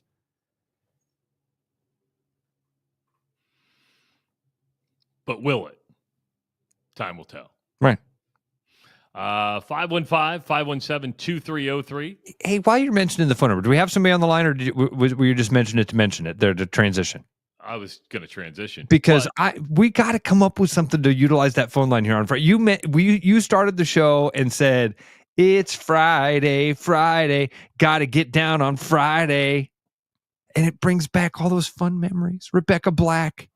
Yeah, we can't play Rebecca Black. I know we can't play Rebecca Black, but we got to figure out a way, some fun giveaway to do either on Fridays and replicate what we're doing. Courtney had the idea last night of like, what if you guys did a Monday thing where people are mad on Mondays, maybe capitalize on that. You got a case of the Mondays. You want to punch somebody in the face who says that? Ooh. Mad on Mondays. Mad on Mondays. Mad on Mondays. I don't know. We're spitballing here. We're thinking out loud. And that's what we do a lot. And this is what gets us in trouble. And then you ask for permission. Like, hey, we should do the Fat and Fit games. I saw some guy wrote us that the other day. Like, hey, whatever happened to the Fat and Fit games? I think it was Darth Vader on Twitter. It was like, logistics. Yeah, we tried to we were like, hey, this is a great idea. And then you go to people and they go, no. You want to bring a bunch of fat people here? That's an insurance nightmare. And also corporatism. Is That's that a word? Well, and I think that, we had to hand that idea off at some point and say, all right, you guys make this thing work. And that didn't work. It hit the skids there. Yeah, we're idea men. We need help. You need people to implement that. And when you have, the world's largest media company go, yeah, we don't think so. Yeah, or the world's largest superstar's agent that says, don't do that. Don't do that. Don't let those idiots come and shoot baskets at your gym in the name of Caitlin Clark. So we are looking for a gym to complete our Caitlin Clark Indiana Fever ticket. We've got some cards to play. Got some balls in the hopper, should we say? Good way to put it. And irons in the fire. Irons in the fire. It is the Rush Radio Show powered by Willis Automotive.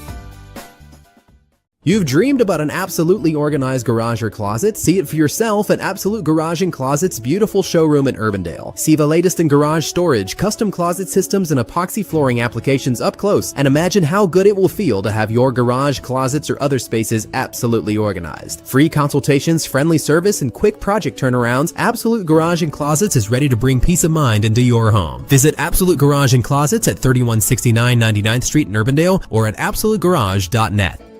Spring is here, and so are spring pests. Whether it's birds in your dryer vent, raccoons in your chimney, squirrels in your soffit, ants in your kitchen, or bats in your attic, with over 20 years of experience, Bats and Bugs Pest Solutions can help. Call us today at 515-218-3400 to schedule your inspection and see how Bats and Bugs can help prevent your home from becoming their home. There's a new spin on casual dining near Drake University. Lucky Horse Beer and Burgers. Craveable faves, flatbreads, delicious burgers, frozen cocktails, and a crazy cool vibe. Get to Lucky Horse Beer and Burgers today. We here at Willis Automotive pride ourselves on providing the utmost in hospitality, treating everyone who walks through our doors like a guest in our home. And during our Friends and Family Sales event, we extend that philosophy to our prices. From our Willis Automotive campus in Clive to each location across the metro. We have over 575 pre-owned vehicles for sale at our special pricing, including 55 vehicles priced less than $18,000. Visit our website at willisauto.com or stop into our many locations across the metro and experience the Willis difference today. With over 260 beers on tap, El Bait Shop isn't just another craft beer bar. It's the best. Beer lovers know El Bait Shop, 200 Southwest 2nd, Des Moines. Missing a quality home-cooked meal? You know, the kind Mom used to make? Lucky for you, we found her recipe book. Welcome to the High Life. Welcome to the Champagne of Bars. You know, Brian, at Central City, we really do have the best selection around. I know, high quality stuff you can't find anywhere else. Whistle Pig Plantation Rum. Yeah, and over 150 of the best scotches on earth. And a ton of bitters, mixers, and more. You know what we are? High class. Definitely high class, yeah. Make way for the natty. Okay, maybe medium class. Central City Liquors, home of the 10% cash coupon. And the Wooden Nickel program. Looking for the perfect golf escape? Experience Links Style Golf right here in Ames at Coldwater Golf Links. With rolling fairways, large greens, and unique routing, it's golf the way it's meant to be played. Whether you're a seasoned pro or just starting out, you'll love our course's welcoming atmosphere and friendly staff. Grab your clubs, book a tee time, and make every round unforgettable. Coldwater Golf Links, where great golf leads to great memories. Visit coldwatergolf.com to book your round today.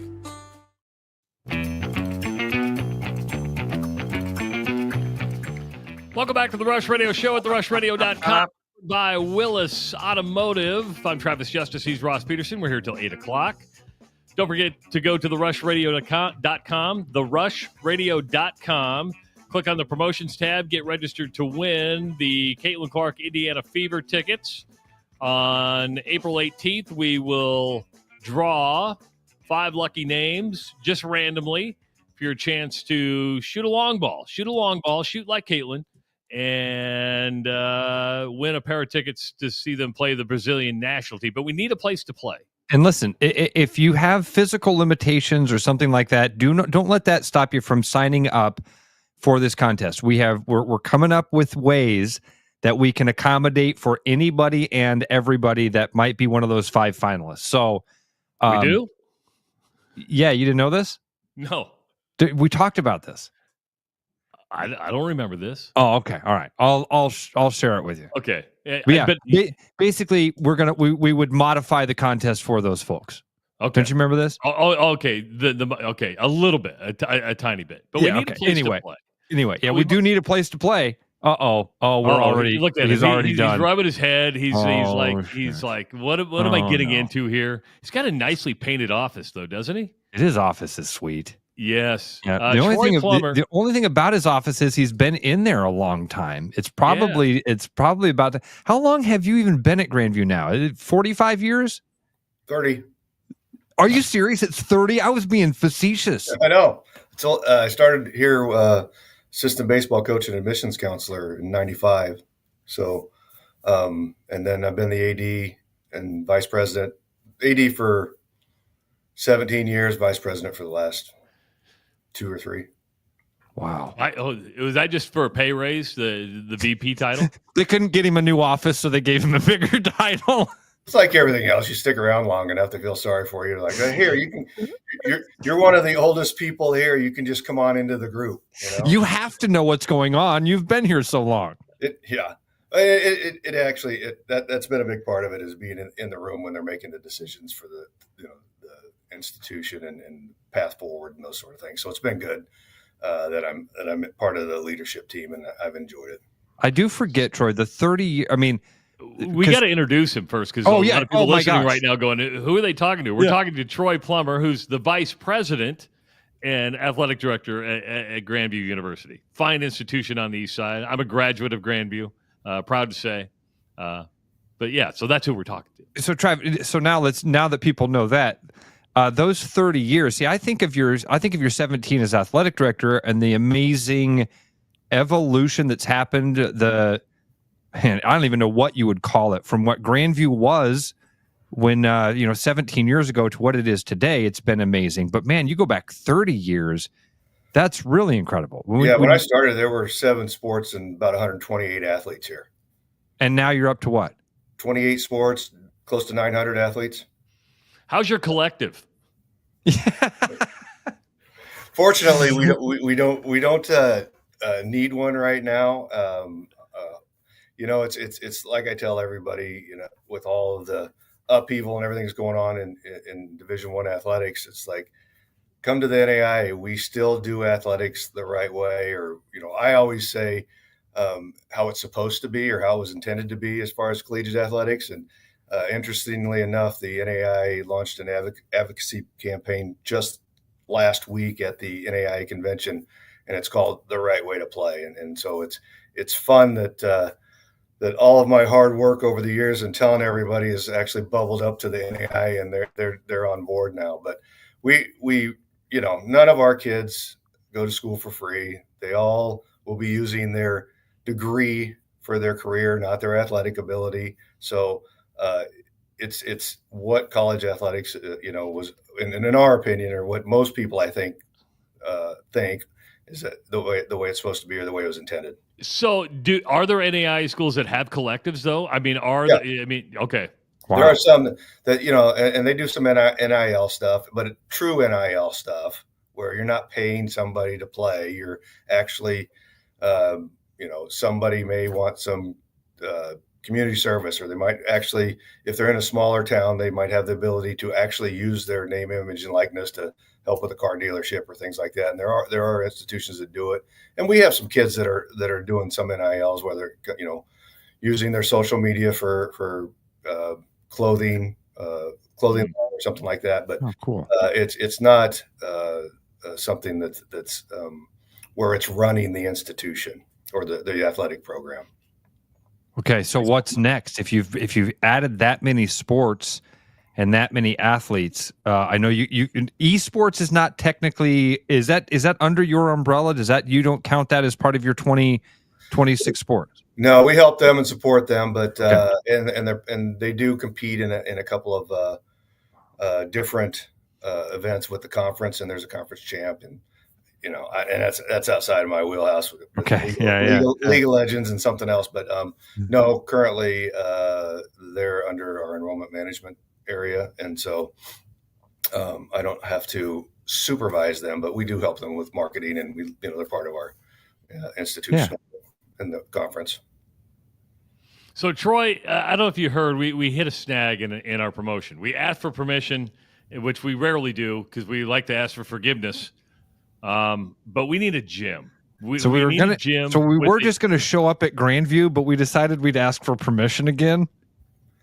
I'm happy you guys actually asked, because I figured you just sneak in the back like in the old days when they, when it was a sleepy little school on the east side, the neighborhood kids were sneaking in the back door and shooting hoops and whatever else. So at least you guys are asking. But yeah, you two can call me, and whatever you need, I'll help take care of it as best I can. That's very nice. He sounds so jazzed about it, doesn't he? He's so jazzed about it. I'll help you. Well, you never know. You never know dealing with you two. I mean, he's a smart guy. So that's true. Hey, I would put in a plug though. I won't be able to attend or help you get in there because I will be in Florida with my 17-year-old daughter's dance team at the World's competition, which Ross is learning more and more about. See, I've heard this rumor, and I hope you're not one of them. I've heard that dance parents are like the worst. Hold on. You asked me. Wait. You asked me if you could come use my gym. And dance parents are the I'm worst? not saying you. Oh. I'm not saying you. All right. I'm just saying when it gets to the high school ranks that I've talked to athletic directors and they're like, who are your most highest? I go, is it the volleyball parents? Is it the basketball parents? And every athletic director, oh no, it's the dance parents. But you have to understand who you're talking to. Like so Plumber's daughter and my daughter dance at the Iowa Cats Dance Company. Okay. So I've seen Troy in action as a dance dad. Trust me. He's the dance dad we all want to be. Okay. I'm not. That's why I clarified it. I don't think it's Troy, but no, not at all. You have a dance team at Grandview. Yeah, they just finished third in the country. There you go, third in the country. Are dance parents high maintenance? Not you. Not at our level. No, I mean, we don't deal with that. And at the high school level, I don't know. You'd have to ask, Brad Rose or Tom Wilson or somebody how they deal with it. But I haven't noticed that, because I'm in the mix a little bit. But there's a piece of all of youth sports. It just depends on the age. And it's really about the parents and not the group of parents. It's if you're wired like one of those knuckleheads that can't control themselves and thinks their kid's some superstar when they're 12 years old, well, then you're going to act like that. And if you're realistic and have an idea how athletics works and that you just hope your kid to have an enjoyable experience, well, then you can sit back and let them find their way. Yeah. Keyword there is realistic. Yeah. There is some of that. And I get that, but I think the word's perspective. I think what we just got there is that it's that perspective of what are we here for? I'm here so that my kids have a great experience. I'm not. Yeah. So, and that if that's your first priority is the kids are going to have a great experience, you're able to sit back and enjoy it through that lens. And that's what we try to do at Grandview. I mean, we talk about it is we want our athletes to have a preferred experience or a great experience and being able to do all of the things that they want to do. And, we talk about we just want our athletes to find their success, whatever success means to them. Somebody might want to be a first team All-American point guard. Somebody might want to be an academic All-American. Somebody might want to be just the first in their family to graduate a college or university. So whatever success means to them is our guiding light, and get all the coaches to row the boat in the same direction. And, things seem to work out okay. So Look the dance. Oh, go ahead. Go ahead. He's channeling PJ Fleck right there. He just used row the boat. It's a Viking ship. Travis, figure it out. Dude, and I've been around it long enough. I've sat in Troy's office enough over those 17 years to know this isn't coach speak. This isn't cliche stuff. This is what the feeling is inside of that office. You guys have done a great job of kind of building that culture. Dance team finishes third in the country on the heels of a football national title, a wrestling national title, and I know I'm missing several other accolades along the way. Women's wrestling finished second. Our cheer team was in the national championships. Our women's basketball team was in the national championships. Our baseball and softball team are running pretty hot right now. They're pretty good. So I'd like to think that they could find their way there as well. And success, it just happens if you have the right mindset, right culture. You get good coaches in that really understand that it's about the student athlete. They do a good job. Athletes have a better experience. You have a better team chemistry. Everybody's got talent, but if you have that team chemistry, then you can, you usually go a little further in those championships, conference championships, onto the nationals. And so you don't have to talk about wins and losses. They just sort of happen. Now, everybody has a better experience when you're winning. It's much more fun, sun shines brighter, but that stuff happens. At least we like to think it happens a little bit organically when you've got the right priorities in mind. Troy, I should know this, but I don't. You said you gave us how long you've been at Grandview. Did you go to Grandview? No, I went to Simpson. Okay, but I grew up in Des Moines. Went to Simpson, then went to Western Illinois. Started coaching Western Illinois baseball, and thought that that's what I was going to do for the rest of my life. Came here when Lou had an opening. Got to come back to Des Moines. Worked in admission. There's an admissions job open. Worked in admissions and assistant baseball coach for 7 years. Then the next 7 or 8, I was associate AD and assistant baseball coach, which was fun because Lou was the AD and head baseball coach. So I was his assistant for both things, which if you're going to land in a spot like that, nobody better on earth than to have it lead you through it. Great person. But uniquely, he in that situation, he didn't have me do anything other than the coaching side at practice and recruiting. When it came to the baseball stuff, he handled all the bus trips, he handled the hotels and whatever else. And he would like me to handle all of the game management, all of the budget, all of the AD stuff. And so, it got to the point where when I had to start making decisions on, what I wanted to do with my life, I just, my skill set fit what the AD's role a little bit better. Thought I could have a little bit bigger impact on the institution outside of just one sport, but I still love baseball. I coach my boys. I'm still helping when I can in different areas. So I get my fix a little bit. I got a 15-year-old coming up. Ross and I will battle it out in freshman baseball here this summer. Your boy's going to be playing varsity, I'm sure. No, not a Valley. What's wrong with you? Oh, okay. No, he'll work his way through it though. I think he's got some potential. We'll see, but when you'll find out the freshman baseball's it's challenging. There's some kids that are early puberty kids that are really good, and then there's some kids that thought baseball will be fun. I'm going to go give it a shot, and they haven't been playing for the last 10 years, and so it's a nice mix. But anytime you can get out the field and be around it, I call it a good day. We had Rick Heller on yesterday because the Hawks are playing tonight against Nebraska. But Ross asked a great question about Iowa baseball and the summer thing, and he brought up a good point about recruiting in the summer because that's where you can find the late bloomers. Like, if you don't really find those, maybe if you're playing a spring season and stuff like that he's able to go out. Do you see that a lot, late bloomers with a late season like Iowa has?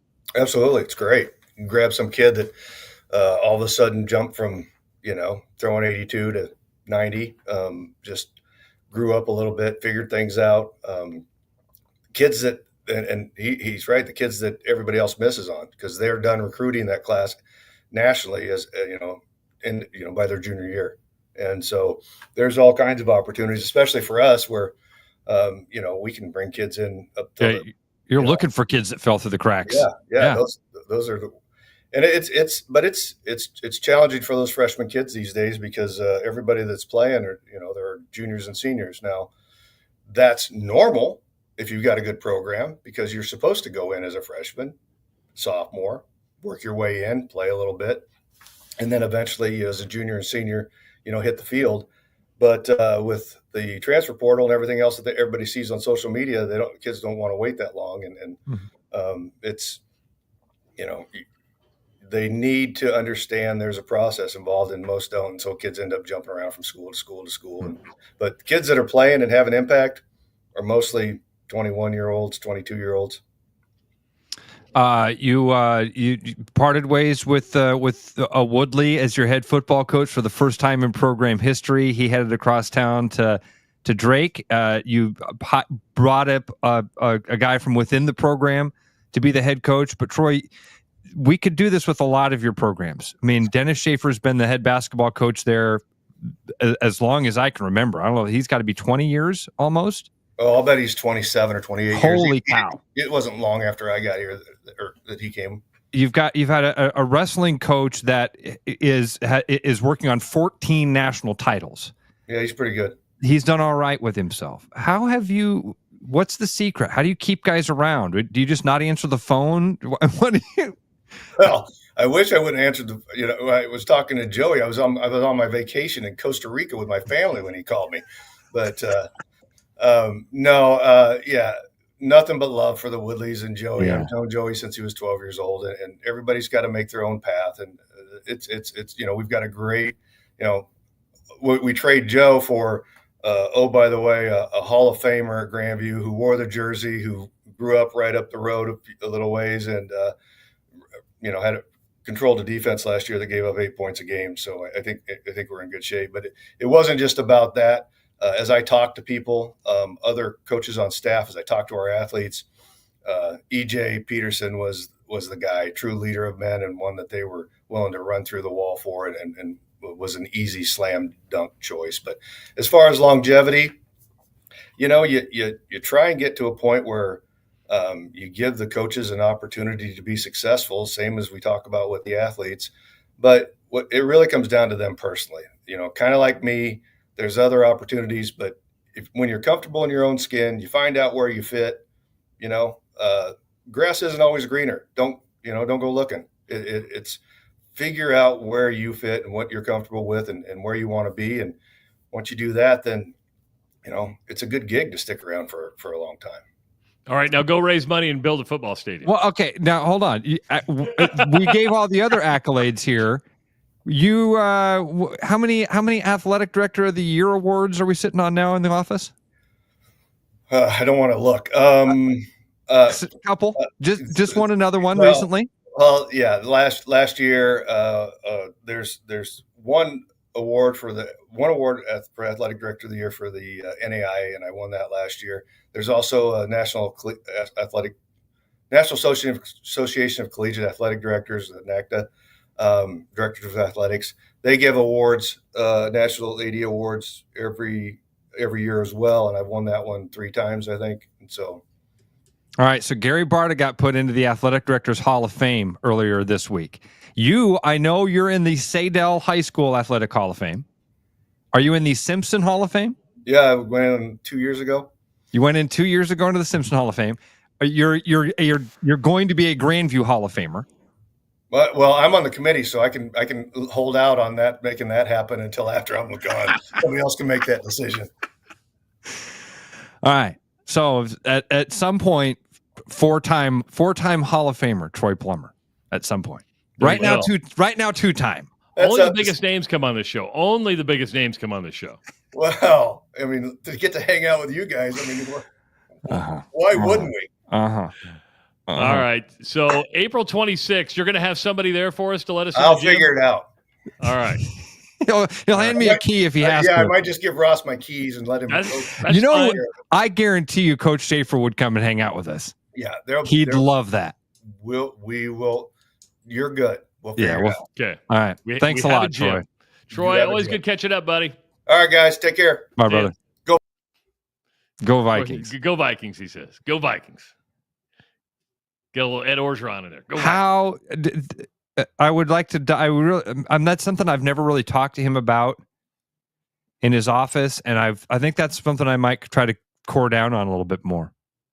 How do you keep those guys around in this world, in today's world, when everything's so competitive, when everybody's looking for what's best for them? Man, commitment is a rare thing anymore. Longevity like that, especially in the face of all that success. I think it's a couple of things, and it has to. It's an overused word, and it's hard to define, but it's culture. Yes, and what I mean by that, and I don't want coaches to take this as a wrong thing, because the Kalen DeBoers of the world that were at an NAIA school like Sioux Falls, which is now a Division II school, those are kind of rare to where you're able to go make that jump to NCAA Division I, become the head coach at Alabama. I think you go, okay, where's my ceiling? As if I'm not going to get into the NCAA game, if I'm not going to be a division, because are you better off being an AIA coach or a Division III, or Division II coach? And you might ask yourself, well, you might have more resources at the NAIA. So then you go, okay, do I like where I work? Yes. Do I like where I work? Yes, the people. Most people, statistics will tell you that most people will not change jobs for money. They'll change jobs because they don't like where they work. They don't feel like appreciated. They don't get along with their coworkers. They don't like their boss. Money is usually not the driving motivator when it comes to switching jobs. And I know people have a hard time believing that. Now, if it's life-changing money, that's a different story. But yeah. And I can use this example, and people are going to go, "What are you talking about, Justice?" If somebody offers you $15,000 more, but you really, really, really love where you work, is that 15? It's not worth it. It's not worth it. That's not life-changing money. Yeah. Travis, I'm a big guy on feeling, right? I can walk in a building and be like, oh, this is a fun place. Or, oh, this place is sterile. This place is industrial. There's no fun that happens in this building. Like when you walk in my office, what do you feel? Oh, it's a fun place. It's a really cool place. It's a fun place. Yeah. The Agency Iowa building, you walk in and you go, oh, it's a cool place. This is a fun place to be. I've been in some offices, you walk in, you don't feel that. Grandview for 17, I didn't realize he'd been the athletic director for 17 years. For 17 years, you have felt that. You walk into that office, and I could tell you about 5 names that have been there for most of that time. Britt Einerson, who started as an athlete there and then worked as like a graduate assistant, and now that's her full-time job, and she's raising her family here in Des Moines. Her husband's the head basketball coach, Justin, at Dowling boys basketball. Michelle Prongy, her, again, Des Moines family. You walk in there, you see the same faces, Nick Mitchell, Paul Reedy, the same people. The dance coach has been the same dance coach for that entire time. The basketball coach has been there for 27 years. He took over. I think the coach before him was Nick Nurse. See, when I was there, C.L. Brownsberger was the head coach. The old C.L. Brownsberger days. Yeah, but it's not like Grandview doesn't have problems. And what I mean by that is you're always going to deal with, enrollment is huge, right? I mean, it's not like they don't have any problems with anybody else. But if it comes down to leadership, like everything comes down to leadership. If you are given autonomy, you feel like you're appreciated, you're paid pretty well. You go, you know what? Is the grass always greener on the other side? And it's not. Right. And where Grandview is unique to a lot of NAIA schools, you're in a city. you are in a city with a pretty good sized population. You're not in a really small town where you have to travel 50 miles to go to the local Target. Yeah. So that plays into it as well. The impact that university has had on that community as well. Like, it continues to grow. I just helped a guy last summer buy a house right adjacent to the campus there. That's 20 years ago. That was not a great neighborhood to buy a house. Now it's safe and clean, and yeah, you feel it. You pull in the neighborhood and you go, oh, this feels like a campus. This doesn't feel like the East Side. Yeah, when I went to school there, it wasn't the campus it is today. By any means. Most people didn't even live on campus. They had 2 dorms, and most people, it was just a commuter campus. People lived in Des Moines, went to school there. It's totally changed. Hey, you asked me about my weekend. What's your weekend? I'm going out for dinner with our mutual friend Pat tonight. Oh, nice. Yeah, and then he and I, just so you know, I'm trying to make a plan to get over there and have dinner with you guys. So yeah, I hear that all the time. I'll believe it when I see it. What the hell? I'll believe it when I see it. I'll believe it when I see it. I think I've made 3 trips there since October. I brought you You were there for like 5 minutes. This son of a bitch. 5 minutes. No, I don't really have. I'm just going to kind of veg out, and I got dinner tonight, and then maybe just do. I have to remove a fence from my yard. Yeah, you have to remove a fence. No, I'm going to. Pat's going to bring me like this post hole remover, so I'm going to start taking the fence down. Yeah, I know. I'm going to do manual labor. I might shoot some video and say, see, I actually know how to do That's the manual labor. Trav I know. All for this content, baby. That's right. It's all about content. All about it. Oh, man. Thank you. What a fast week. The week flew right on by. If you missed any of the shows during the week, you can go back to the podcast, wherever you download your podcast. You can go to our YouTube channel. You can watch them. We had some good interviews this week. Yes, fun week. Thank you. And don't forget the Iowa Hawkeyes baseball team going to be in action tonight. Rick Heller joined us yesterday. Huge Big Ten series against Nebraska. First game tonight at 6 o'clock at Dwayne Banks Field. So a huge series for the Hawks as they take on the Huskers. For Ross Peterson, I'm Travis Justice. This is the Rush Radio Show powered by Willis Automotive. I'm loving these wooden nickels, Brian. Yeah, I suppose everyone is catching on. Just spend $20 to get a wooden nickel. It's 25. Collect 10 and add up the savings on your next purchase. Some of these are worth $5. That could be huge. I know, right? That's why you have to spend $20. It's 25. Collect 10. It's like money back to you. Spend 20, you get another wooden nickel. It's 25. Collect 10 and add up the savings. It's huge. Central City Liquor is home of the 10% cash coupon. And the wooden nickel program. It's huge. Spring is here, and so are spring pests. Whether it's birds in your dryer vent, raccoons in your chimney, squirrels in your soffit, ants in your kitchen, or bats in your attic. With over 20 years of experience, Bats and Bugs Pest Solutions can help. Call us today at 515-218-3400 to schedule your inspection and see how bats and bugs can help prevent your home from becoming their home.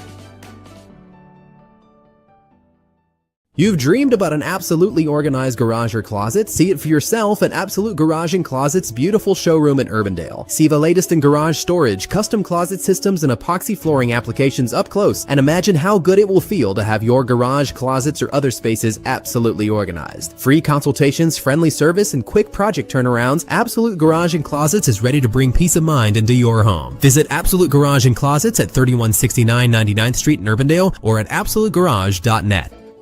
Spring is here, and there's never been a better time to get your Infinity in for your regular maintenance. Right now, Willis Infinity is offering $25 off maintenance services, such as fluid flushes, differential services, fuel system services. We're also offering $50 off per axle on brakes, and we have our $400 spring end service special. It includes an oil change and more. Visit with your advisor for the full details. Give us a call or head online to willisinfinity.com.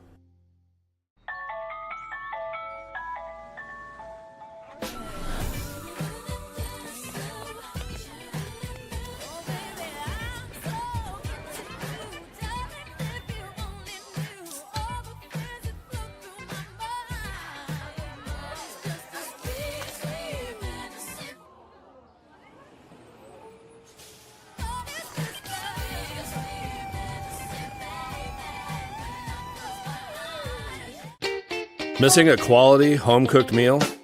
You know, the kind Mom used to make? Lucky for you, we found her recipe book. Welcome to the High Life. Welcome to the champagne of bars. Looking for the perfect golf escape? Experience links-style golf right here in Ames at Coldwater Golf Links. With rolling fairways, large greens, and unique routing, it's golf the way it's meant to be played. Whether you're a seasoned pro or just starting out, you'll love our course's welcoming atmosphere and friendly staff. Grab your clubs, book a tee time, and make every round unforgettable. Coldwater Golf Links, where great golf leads to great memories. Visit coldwatergolf.com to book your round today. Whenever the whole... Yeah. All right, buddy, I gotta go.